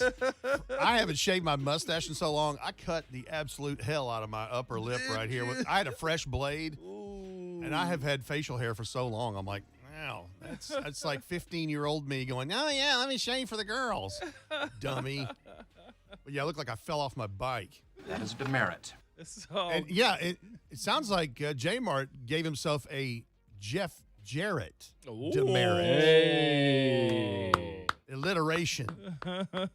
Oh, a Jarrett demerit. Okay. Jarrett demerit. Yeah. Thanks for joining the show, Jason. Now, that took me a second. Welcome back. I was too busy looking at the fam on YouTube right now, watching Zone TV, Twitch, YouTube, Facebook Live, Periscope. On YouTube right now, they are organizing a poker game. See that is exactly what the show within the show. That's it. That's right. That is the essence of that. Yeah, man. What are we gonna play? Texas Hold'em, or I can imagine that right now without even seeing the screen in front of me. I need to go back and find Auntie Erin's comment, but they were talking. It all started from me sniping cousin Danny for saying #epection yesterday, sniping him a day later, and then I put him in the corner, and Erin's like, "I'm already in the corner," and Danny said, "Well, we need to play cards then." At which point, he says, "Dang, Auntie, I'll just bring a table, a bottle, and some cards. We'll make it a party in the corner." And Erin says, 5-card stud, a cherry, vanilla, Swisher, and Kool-Aid. There it is. That's exactly what I'm talking about. Cherry vanilla Swisher got me, man. Well, hey, last week when you were out, Ramon. That's top ob, by the way. Yep. That's top ob. Last week in the Zone TV feed, somebody was talking about Buck's show already, and somebody just gave the other person a timeout. I said, sit down, 15 minutes. No, I said that off air. I wasn't going to say it on air, but it's like, all right, that's 15 minutes in the corner right there. Timeout. Enjoy what you got right now. Oh, man. By the way, Tomahawk Chop asked you a really good question. I was about to ask. Did you use Barbasol, Rhett? I did not use Barbasol. I'm Scott Graham. You missed that on Friday, Mom. We were talking to Mike Keith. Like, all we had to mention was Scott Graham, and you hear in the background Mike Keith cackling. Really? Yes. Oh, man. So, Scott Graham is, one of the big voices of Westwood One. Yeah. And hosts the Monday Night Football coverage on Westwood One. And the story was we had him on as a guest. The great people at Westwood One hooked us up with him. This was in the first segment of the then Ken Wisenhunt coach's show, which was thrilling back then. I'm sure it was. Oh, great. Yeah, it was like listening to paint dry. Anyway, I love we had Scott Ratchet. we had Scott Graham on, and Mike like, well, I think this will be good. The guy has a great recognizable voice, but he didn't know any of the answers to the questions. I mean, it's just Mike was throwing up softball questions. Hey, what do you think about this quarterback? Or I don't even remember what it was. I was like, Mike, that's a great question. I don't know. Scott Graham. Yeah, that's Mike doing his cold. Scott Graham. Scott Graham. But yeah, he was just like, he just didn't have anything for us. It's just like, I only read what's in front of me. Scott Graham. I know. I know. Obviously, we can't do it on air, but I heard you were also doing Scott Graham doing 2 Live Crew last week after I left the building. Oh my Very God. sad I missed that. Oh, very sad I missed that. Yep. Now that's the show off the show. That's worth it right there. Yeah. Red, if they paid subscription to that show, That's the show that leads to the unemployment line. no. Scott Graham. Yeah, this would be JMart and Ramon after dark is what this would be. And I started seeing Rhett Moan. All I could think of was Rhett's killing it right now. That's all I could think. The show was in really good hands. Rhett Moan. Well, I'm glad you got you some time off. It was well deserved for you. Needed, Between the show and RJ's travel ball, you were running through it there. You were what I say to Ron Slay every day, fried, dyed, and laid to the side. You were a little frazzled there towards the 4th of July break. I really was. I ain't gonna lie. And speaking of that, I mean, we all were, but because he's got the money, he decided to take time. Yeah, exactly. I'll drop kick Jay. Let me take a pause real quick. You, Aaron Rodgers. Yeah, if you bring it up, I gotta go and say happy anniversary to my wife, man. It's 9 years on this day. As you give me kudos, it's her that was doubling up on. Nice. On just Congratulations. So 9 years in, man, it was really cool. July 14th, baby. There we go. It often's very hard too for pro athletes and marriages to last. Mrs. Centel Foster. Hey now. We're dropping the middle names. That's what I said in our station text. I said, Dr. Centel Foster, take 2 and call him in the morning. You were in rare form yesterday in our chat. Oh, it was fabulous. The first comment we get from Rhett because we know he's out of town. I'm drunk, by the way. Which was a total lie. So, Mike. Sure it was. No, right? I was as sober as a judge. You didn't realize you didn't have a beard until you got home. Got in a fight with a weed eater. He drunk shaved. That's the reason his lip was hurt. That wasn't Barbasol. That was Bombay Sapphire. Hey, there it is. We took a trip to West Tennessee yesterday, and we had a great announcement that our sister station there, News Talk 98.9, the Roar of Memphis, is now the home for Titans and Titans Radio in Memphis, and it is a huge deal for us on the network because they are a 100,000 watt blowtorch signal that goes into the tri-state area of Arkansas and Mississippi, and we are thrilled.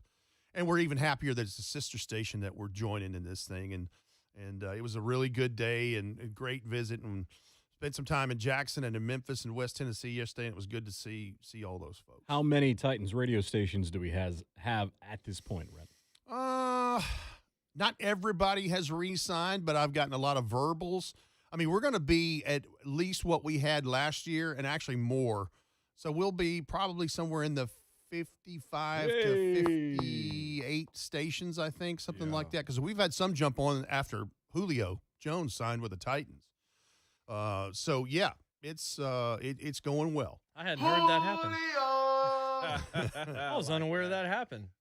Learn something new every day. Julio's a Titan, huh? Speaking of y'all building Yeah, y'all didn't bridges. talk about that? Nah, not at all. No idea. But we're up against. But this we're gonna break, try but macaroni and cheese ice cream. Though. We are gonna do that. Wow. But the reach that y'all are getting is because of the great stuff that's going on here. All these list season. I think this is the most valid list season we've had, though, with Jeremy Fowler releasing it. The ESPN lists, they're valid. Valid, yeah. Whether you agree with them or not, it's irrelevant. They're not just a bunch of people shooting off at the mouth to be heard. Mm-hmm. Right. But in those lists, those top 10s that of per position, you got Jeff. You got Jeff at you got 6. AJ. Where was AJ 10. with the receivers? AJ was 10th. Okay. Julio was 5th. 5. Now, I know somebody had AJ as high as 3, I think. Yeah. I think that's a little low personally. Yeah. But I know we're closer to that situation than others. Well, Apparently, that's all he right. barely made the top 10. It was a tie break with Calvin Ridley. Yeah. Yeah, with 2 fixed up knees, ready to Right. roll. But you got That'll be different next year. Derrick Henry at 1, Byard, I think, at 7. And Okay. Tannehill, they kind of rank basically at 13. And, of course, Rodger and Taylor. Yes. You got – Speaking of Rodger Saffold, right here very you soon. going to hang with right? us? You're going to stick Absolutely. with us during Rodger? Yes, because I want to know a couple of things from Rodger, if you don't mind me. hanging out. Yeah. Hang on. We'll do a triumvirate with Rodger Saffold. So yeah, stick around. Circle. It's a triangle, Moan. There's 3 people in here. I was making a joke about a movie. The I'll tell you Bermuda after that. Triangle. Nope, circle. Brought to you by Barbasol. You know where I'm going.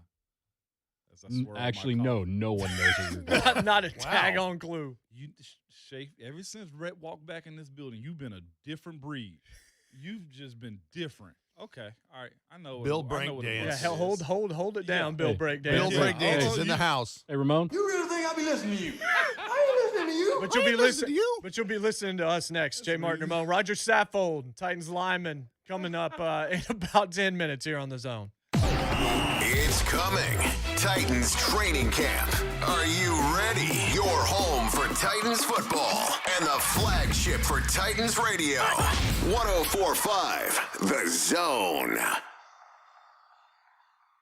Have you locked in and closed on your VA Streamline refinance yet? We are locking loans in the 2s and closing VA loans in as little as 14 days. HeroLoan.com. The Home Loan Expert LLC, NMLS number 1326241. Guys, listen up. Have you been struggling with ED? Well, I've got great news. There's finally a treatment for ED that does not require pills, injections, or surgery. This is a medical breakthrough. Hillside Medical Clinic provides the most advanced form of acoustic wave therapy. Now, it's designed to improve blood flow, reverse ED, and restore natural performance in the bedroom. This form of treatment has been studied extensively and proven to be extremely effective in the treatment of ED for all ages. If you want to put a stop to your ED and restore natural spontaneity in the bedroom, this could truly be a game changer. Call Hillside Medical Clinic right now to take advantage of a special offer that includes a free exam and consultation with a medical doctor, a free blood flow ultrasound, and a special gift that produces instant results in the bedroom. It's a $500 value and all free. Call Hillside Medical Clinic, 615-576-5000, 615-576-5000. Call now. Hillside Medical Clinic, 615-576-5000.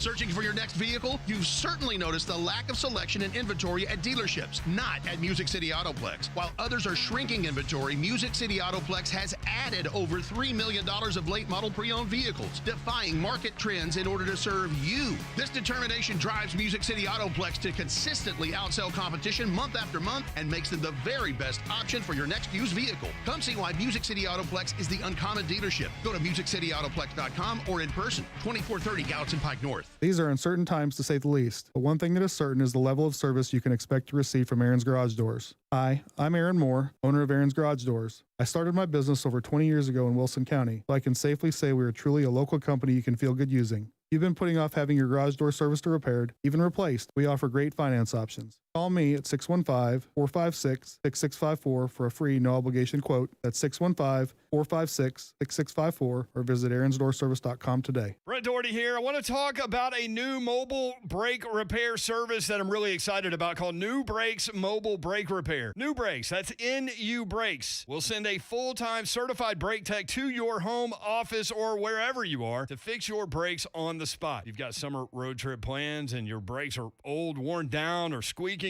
Have New Brakes come check them out before you leave. And the best part is they only work on brakes, so you're never going to be upsold on auto repairs that you do not need. New Brakes only uses premium brake parts, warranties all of their work, and provides an unmatched level of customer service. Why would you ever waste your time sitting around at a dealership or brake shop again? I know I won't. It's convenient, affordable, and they're backed by thousands of 5-star reviews. Simply head to newbrakes.com, that's nubrakes.com, to request a quote. Choose your repair date, and they come to you to fix your brakes. Make sure you tell them you're a Zone listener, and you'll get a 10% discount. Again, it's newbrakes.com. That's nubrakes.com. There has never been a better time to find out why BetMGM is the king of sportsbooks. Hey, guys, it's Lucas Panzica. Right now, new customers have a chance to win $100 in free bets when they place a $1 moneyline wager on any NBA Finals game. If either team hits a three-pointer in the game, you'll win $100, regardless of your bet's outcome. Just use bonus code LUCAS100 when you make your first bet to take advantage of this offer. Get ready to end the season with a big win. Sign up now and discover BetMGM's daily promotions, boosted odds specials, and much more. Download the app or go to BetMGM.com and use bonus code LUCAS100 to win $100 in free bets if either team hits a three in any NBA Finals game. It's always showtime at BetMGM. New customer offer, paid in free bets, must be 21 years or older, must be in Tennessee to bet. Visit BetMGM.com for a full list of terms and conditions. For problem gambling support, call the Tennessee Red Line at 1-800-889-9789. Hi, this is Lance Drury with the Lance Drury Law Firm here in Nashville. I've been warning our clients that IRS employees are back at work since mid-July, and their collection efforts have ramped up. Well, sure enough, it looks like it's happening. So if you have unfiled tax returns, wage levies, bank levies, or tax liens, now's the time to call the Lance Drury Law Firm before the IRS calls you. Tax resolution plans are based off your current income. So if your current income is less than normal due to the COVID-19 pandemic, this is precisely the time for the Lance Drury Law Firm to help you. Your consultation is free, so don't put it off. The Lance Drury Law Firm focuses solely on tax resolution law. It's all we do. And if you have IRS problems, you have legal problems. Let us use our tax law resolution experience to guide you and work on your custom resolution plan. Call now. It's free and confidential. Call me, Lance Drury, at 615-733-8168 or go to Lance, DRURYlaw.com. The choice of a lawyer is an important decision and should not be based solely upon advertisements. A reading from the Golden Oak Lending Book of Mortgage Lingo. What is a no-charge appraisal? It's never asking for a credit card or charging for a home appraisal if we can't close your loan. No risk on refinancing, but I live for danger. With our rates at a low 2.25%, refinancing with Golden Oak is anything but risky business. Get started today at goldenoaklending.com. NMLS 114937, 2.25% fixed, 3.195% APR. FHA 15-year mortgage with 20% equity and approved credit. Well,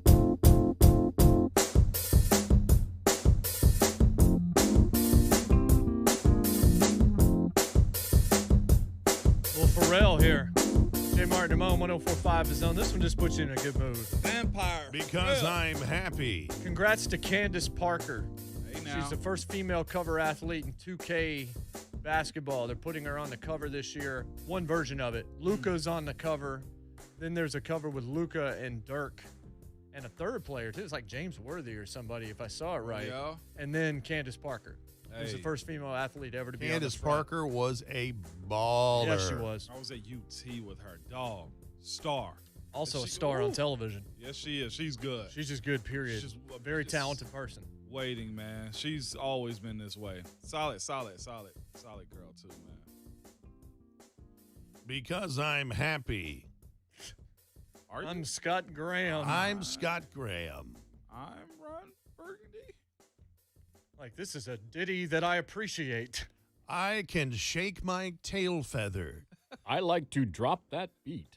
Yes. What's wrong? I'm getting jiggy with it. Great. This is the side of Rhett I love, man. The professional one, yeah, you're cool. Nah. Wow. Nah. There's the violence right there. Nope. Let's go in there He's right giving that now. to Texas condition, El Paso. I like my Rhett 100% armpit fart. Now that is a great description.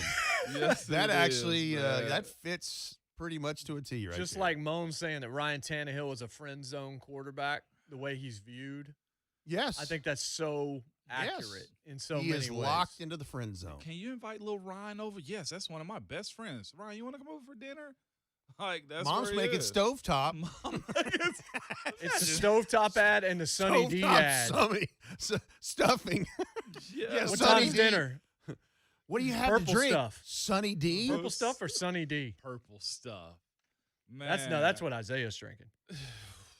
I didn't know many people had Sunny D. They had either like Tampico or just something that said orange drink. Man, we would get the Kroger version of Now, Sunny D. Purity had something here in town called Creature Cooler. Oh, that and sounds... it was fantastic. Came in a gallon jug like you'd buy Milo's tea right now. Yeah. Get out of here. And it was like not healthy. Oh, are you kidding me? It was It was sugar syrup. Yeah, it was just syrup. Syrup and That's all water. it was. That's what cool. I mean, that's what all of it is. Gatorade, although I'll take an endorsement, same boat. Well, You look at the Gatorade sugar- Zero's not. I mean, not zero, but the regular. Well, we got to call it Gatorade Heavy now. Yeah. Gatorade Heavy. More It's bad, Gatorade. boy. The problem with Gatorade is sodium. Sodium's off the charts in energy drinks. That's to make you drink more. Yeah, and it's electrolytes, not, but like the sodium, like you were drinking a lot. Gator of Mike salt. mentions on Twitter, he says Tang. And Yeah, I we- was we actually ate- wondering if somebody mentioned Tang. We drank a lot of Tang. I had Tang when I was a mix- kid. Well, it was because that's what I they never had drank it. in the early days of the space program. That Yup. was So they- and so they sold bingo, they rolled it out. That's Yeah, right. I just saw somebody say this too. Our thing was jungle juice. Lonzo. Yeah, jungle juice. Jungle was- juice in the carton. Yes, sir. Yeah, And buddy. it's cold. The colder, the better. Nice. Absolutely. Hey. Jungle juice was fantastic. Hey now. And Purity's Dairy Lemonade was also something that sat right beside the Jungle Juice. Man, that was you got also you got Miss Drake on here putting hard eyes beside Creature Cooler. Yeah, Frostbite says Creature Cooler, Fruit Punch, Orange, and Lemonade. Yes, sir. That's it.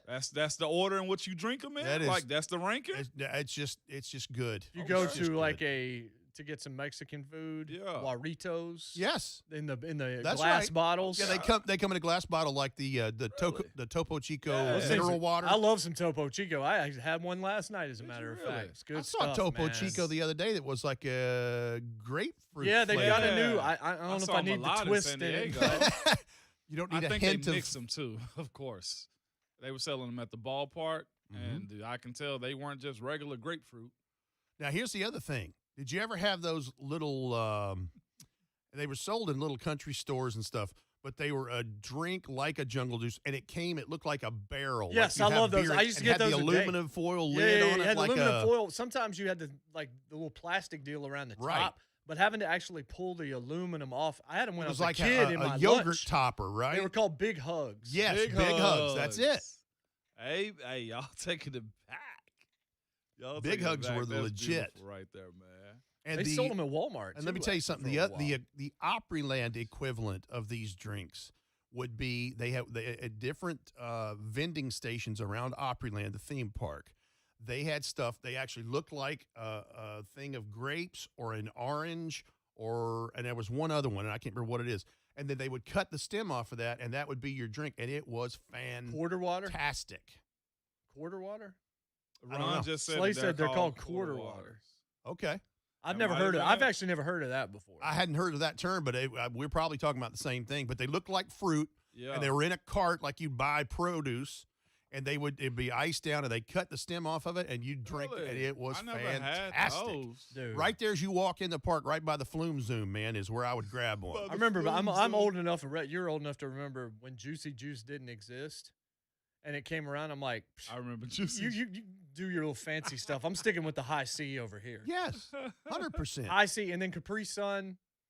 I was afraid of the pouch for a while. Once I got used to being able to put the straw through the pouch. And it seemed like that thing was impenetrable when you were a kid. You're like, how in the hell? How in the hell am I going to get this straw in here? Yeah, like you'd have to like hold it there, and you felt like it was just gonna. Exactly. But Capri Sun, absolutely. And hey, I mean, who did not love their carton of chocolate milk? Of course. In school. I mean, man. That was the only place I actually drank like chocolate milk was at school. That was the best kind. And then if you had an extra quarter, you could go over to the ice cream bin. Yeah. And I would eat. Sometimes it'd be a Nutty Buddy. Sometimes it would, but I would always get usually a Nestle's Crunch. Yeah. Man, that stuff was so good.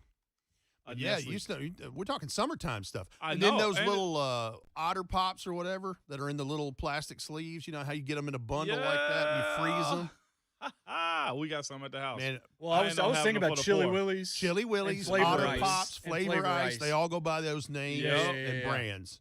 And you know what? The ones that didn't have like a name brand were always better. Yeah.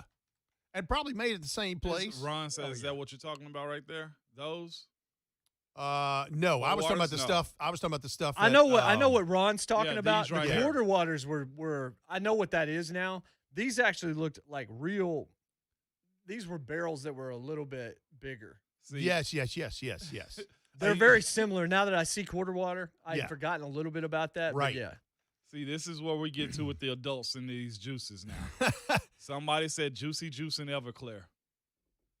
That Okay. sounds like heartburn to me. It had big hugs and little hugs. That The little sounds hugs like were the smaller violence. ones. That's right. Big hugs is what I used to take to school, and then I would be bouncing off the walls for the rest of the day. You were doing your impression of being Barry Sanders as a pinball in the backfield, running all over defenders. You said Barry Sanders. He was like a pinball. Because yes, bless he his heart, he was. did not have anybody in No front block. of him. Anybody that was a lineman, it was the Detroit Lions back then, and you're listening right now, I apologize, but he just didn't have much behind. No, that he dude didn't. could have run for 2,000 every year because he did not have a supporting cast. And would Barry have. Sanders was so impressive. And would have, man. This. And speaking of just being impressive, like I said, we talked about these lists a little bit. Has there ever been a time in Titans history where it's been this many guys viewed as top 10 guys? Or you would I don't remember those lists being out 20 years ago. no. They weren't. And, I would think that the Eddies, Steves, Bruce Those? Matthews, those would probably be comparable. Okay. But since there weren't, I think the answer is no. Just because of what you have in a window of success with 5 straight winning years, playoffs 3 out of the last 4, just won a division for the first time since 2008. You have the preeminent running back in the NFL, regardless of how you want to dice it up with a Dalvin Cook or an Alvin Right. Kamara or Christian McCaffrey. He is the true running back in the NFL who does it the old school bruiser way. Yes. And then A.J. Brown, if he continues to make a step forward like he's done in the first 2 years, will be a household name by the end of this coming season. If he increases his route tree knowledge and those things, he will be a household name just like Julio Jones is right now. Okay, so is him being ranked 10, is that too far down? I think it's too low. That's too low. See, I agree. Who else is in the 10? Let's all right, recap. Well, I'll tell you what. Rather than recap, let's see whether or not you can figure out who was in the top 10. Quiz time. Yeah, exactly. So the top 3, I think, are pretty easy. We all kind of think those are the top 3 wide receivers in football. Mm-hmm. We've said it all year. Those would be Devontae Adams. That's 1. And Stephon Diggs. That's 3. Sir. And then either Mike Evans or Chris Godwin in Tampa. DeAndre Hopkins. Yeah, okay. Yeah, D-Hop. D-Hop. Yep. Number 4, Chiefs. Oh, Tyreek Hill. Yep. Okay. Number 5 is Julio. Yep. Number 6, I think still, even though 6 actually is fair for me, but usually I call this guy the most underrated guy in the NFL year after year after year. Chargers. Oh, Keenan Allen. Yeah. Very underrated. Just never spoken of. And you enough. talk about a guy that gets double teamed because, look, Mike Williams, since he came out of Clemson, has had his moments, but hasn't been super healthy throughout. Kind of the Corey Davis knock, right? Mm-hmm. Keenan Allen, oh, my gosh. Who wouldn't want Keenan Allen in their wide receiving room? Everybody wants him. And he's a dog about it, too. Mike Evans is 7. You mentioned him already, so I just put that one out there. Number 8, Saints. We're talking Michael Thomas, who he's one of my favorite receivers in the league, by the way. Number 9 is DK, and then AJ is 10. Okay. And then that was a split.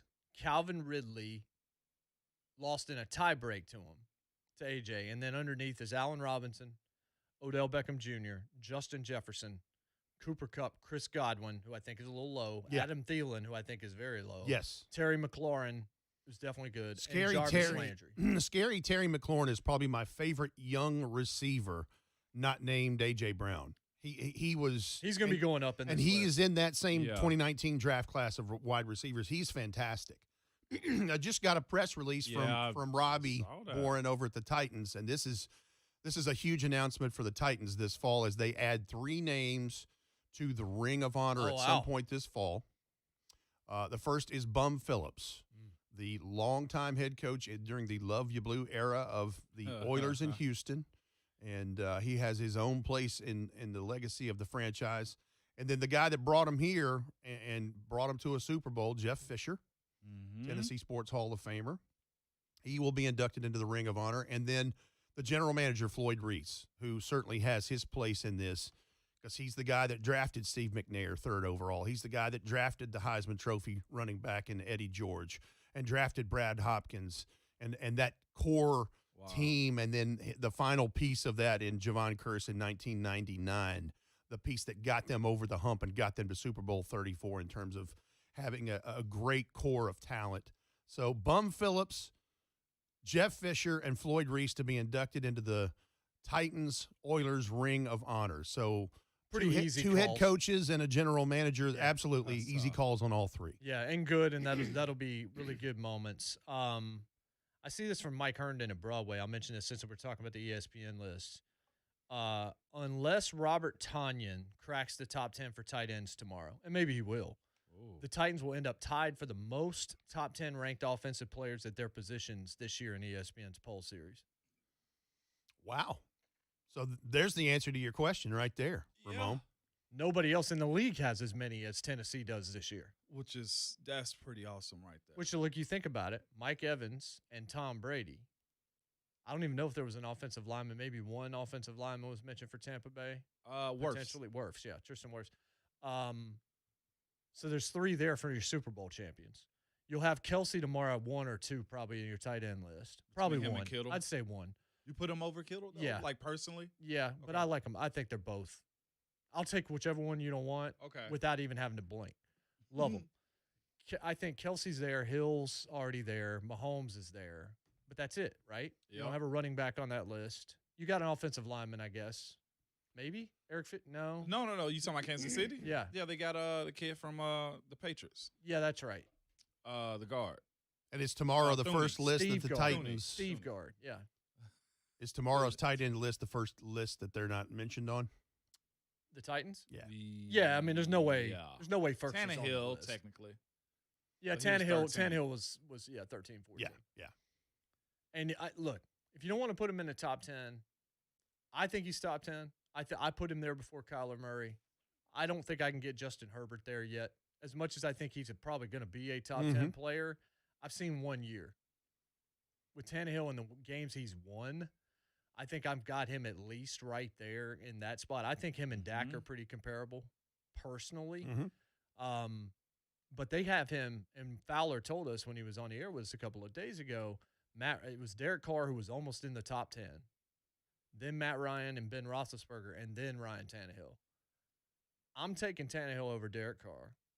Yes. I'm taking him right now at this stage of his career easily, I think, over Matt Ryan also. Yes. And, yeah, definitely over Big Ben now. Because this list is about now. It's not about Super Bowls and everything else that's been done. It's about who's going to be the best quarterback And we're to the this point year. with Big Ben, and certainly, Ramon, you'd know this better than anybody talking right now. Yeah. But, I mean, he's doing it a 1 year at a time deal, it's which means that R word has creeped up in his mind multiple times for him retirement. and the organization. Right. For him and the Yeah, organization, because man. you're getting to the back end of those numbers of a contract, quarterback contract, which is large, and it's exactly what has happened to the New Orleans Saints with the whole Drew Brees part of it.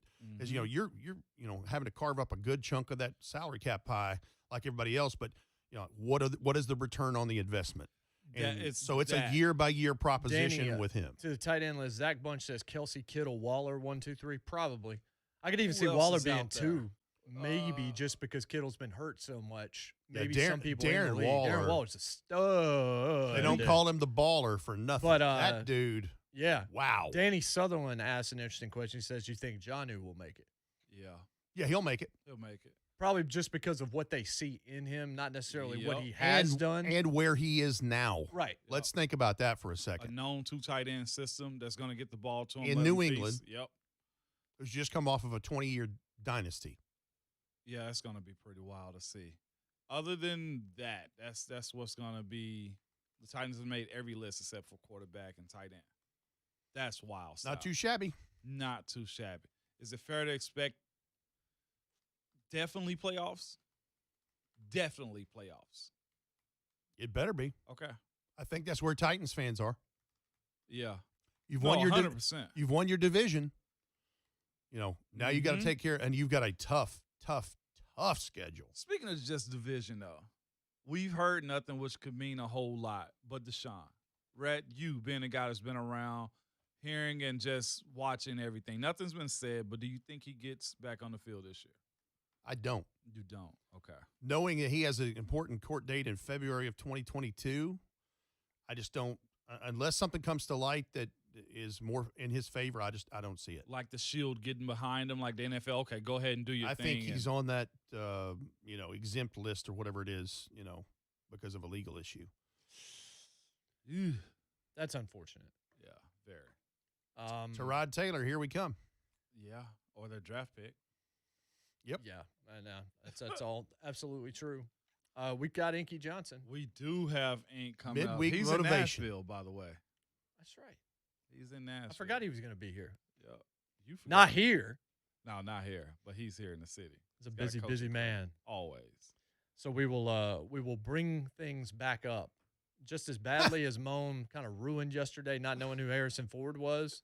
Wow. I know who Harrison Ford is. Yeah, from Con Air, right, I was Moan? thinking Air Force One. A movie was slipping my mind, man. That's all it was. I know Harrison. Didn't think Indiana Jones, didn't think Star Wars, went straight to Air Force One. Definitely not Star Wars. And as said much as Con people Air. love it. And said Con Air. It was Air Force One. I was on an airplane, Rat.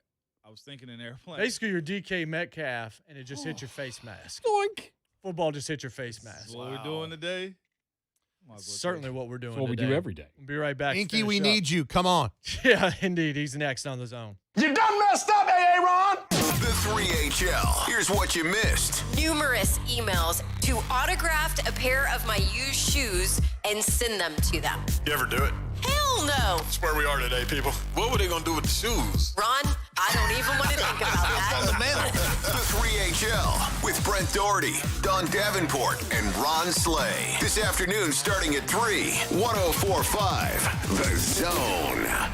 More than 80% of hospitals and other healthcare employers are now looking to hire nurses holding a bachelor's degree. If you want to become a nurse and need an affordable nursing program, Aspen University wants to speak with you about our accelerated hybrid BSN. Want to learn more? Just text BOOST to 323232 right now. Most courses are online. You'll attend campus for your labs and complete your clinicals within our network of healthcare partners. Plus, if you need more flexibility, we offer nights and weekend schedules. Text BOOST to 323232 right now. If you want to become a nurse, now is the time. There's no wait list. Applying is free and takes just a few minutes. Don't wait. Spaces are limited. Text BOOST to 323232 to learn more. Text the word BOOST to 323232 right now. Text BOOST to 323232. The total cost of your degree program will vary depending upon the courses taken, transfer credits awarded, and fees incurred. Employment statistics are from the AACN Research Brief published in December 2020. Texting privacy policy and terms and conditions posted at textplan.us. Message and data rates may apply. A reading from the Golden Oak Lending Book of Mortgage Lingo.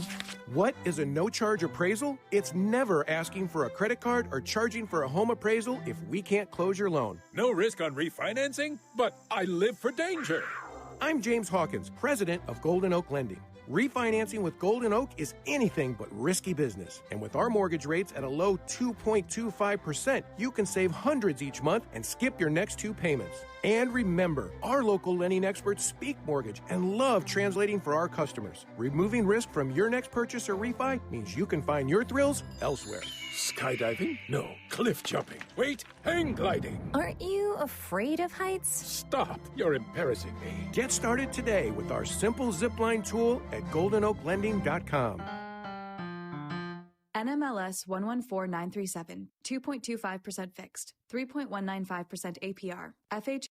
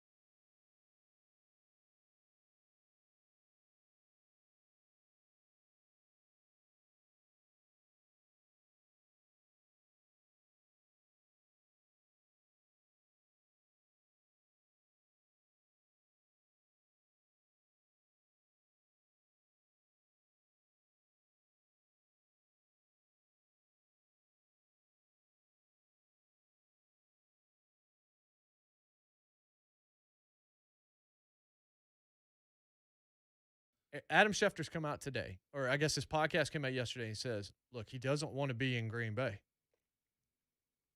But I'm not saying this is what he's saying. It's what I'm saying. I think if he was anywhere else, it would be Denver. Mm-hmm. Okay? Peyton Manning came out 2 days ago and said, I don't think he's going to be in Denver. I don't either. I think he's going to be in Green Bay. If he's anywhere else, it will be Denver. Mm-hmm. I think week 1, he's a Packer. I don't know what the concessions are going to be. One thing I heard was they're going to make it so that Gutekunst and anybody in the Green Bay front office is not allowed to speak to him or to talk to him at all on the practice field or anything. That's lame if that's what it requires. But basically, it's just like, I will deal with Matt LaFleur and Matt LaFleur only. Yeah. Might be the concession here. Wow. That gets him back in. But he said at the golf tournament, I'm going to work out, and in a couple weeks, I'm going to, I'll make a decision. Mm-hmm. It seems to me more obvious that he's going to end up where he was. Yeah, and the fact that he didn't use that silver bullet as far as like opting out and making the team still pay him because of the COVID opt-out, a silver bullet he had. He chose not to do it. And I think he likes to compete to that point of Schefter, and you said this, and I kind of knew this but not really like dove in on this idea. He simply just doesn't want to be in Green Bay, Wisconsin, the city, I think. I think he's starting to explore more stuff outside of football, what he likes to do. Heck, I didn't know he was a heck of a golf player the way he is. And just seeing him do the stuff in Hawaii, he just wants to live in the offseason, play football as a means of paying for all the things he like to do. That's the way I look at it right now. And he knows that roster can win a Super Bowl. Yeah. If he really wants to get off that one Super Bowl schneid and advance into the class of guys that have won multiple big games at quarterback. Yeah. We were talking about underrated athletes. I don't know who it was on the chat earlier on YouTube that said this, but they're right. Aaron Jones is another one that's not appreciated enough. The success that Green Bay had, not this past season, but the season before, was largely more because of that AA run than the one under center. Until this year, they both were good. Yeah. And, that's why I thought Green Bay was going to the Super Bowl. 13-3 regular seasons, what they were? Back to back. Let me tell you, that's hard, okay? Winning double-digit games is hard. Going 13-3, man, you on some streaks doing stuff like that. So, the world brings us down. Yeah. Life brings you down. It does. Yeah. Coworkers bring you down. Yeah. You're preaching now. Not on this show. Oh, okay. Last week, Inky Johnson brought me down. What? Because without you here, I thought maybe he would finally spill something. And he still said, no, I'm sure you guys have stories about him.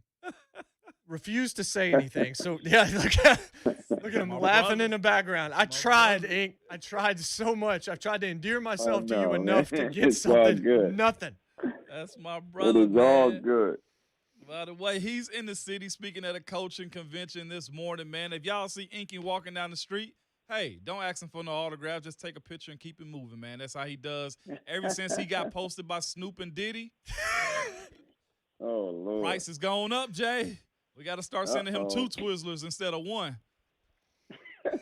Ink, what do you think about, real quick before we turn it over to you, what do you think about Danny White paying some of these coaches and making sure Tony Vitello is going to stick around for the Vols baseball program? Man, I think that's a great decision. I like Tony Vitello. I think he's done a great job. And I'm a firm believer, man, when you earn your keep, when you do what you need to do, when you handle your business, you should be compensated for it. And so I think it's a good decision. I have no qualms about it, and I pray it works out. All right, now we turn it over to you because we need to be brought up on this Wednesday, and nobody better to do it than our good guy, Ink. Yes, sir. My guys, man, I want to start us off with a quote card. As usual, and it reads, an entire sea of water can't sink a ship unless it gets inside the ship. Similarly, the negativity of the world can't put you down unless you allow it to get inside of you. And so I'm here in Nashville. I'm about to speak with the Coaching Coalition here at the Coaches Forum. And it's talking about the impact of coaches, people in athletic departments, athletic directors, things of that nature.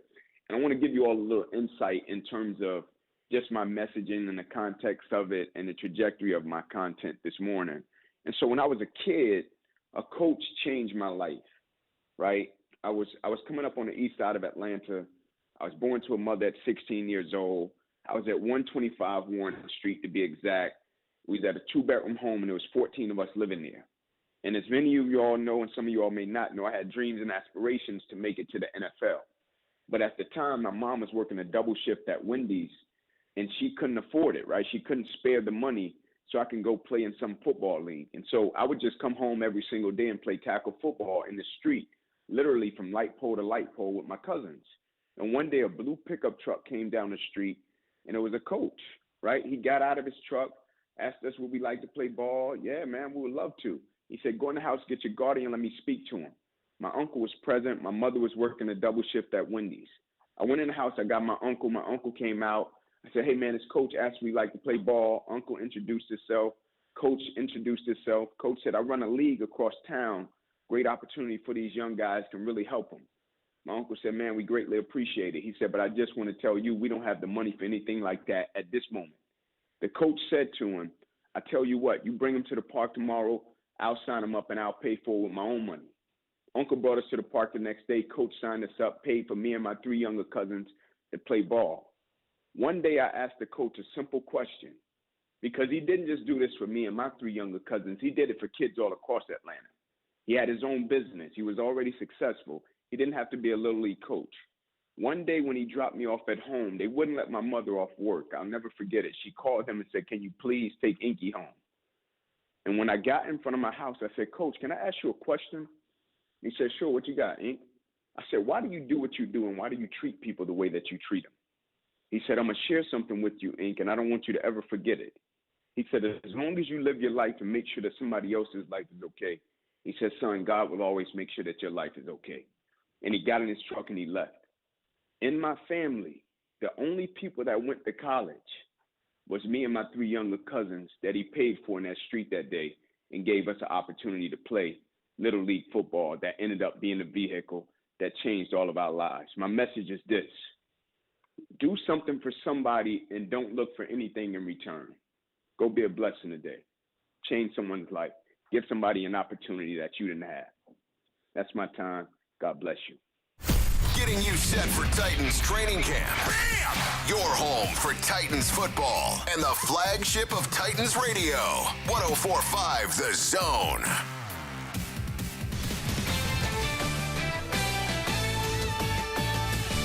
This is Boomer Esiason with the CBS Sports Minute, sponsored by Oxford Gold Group. Call 833-899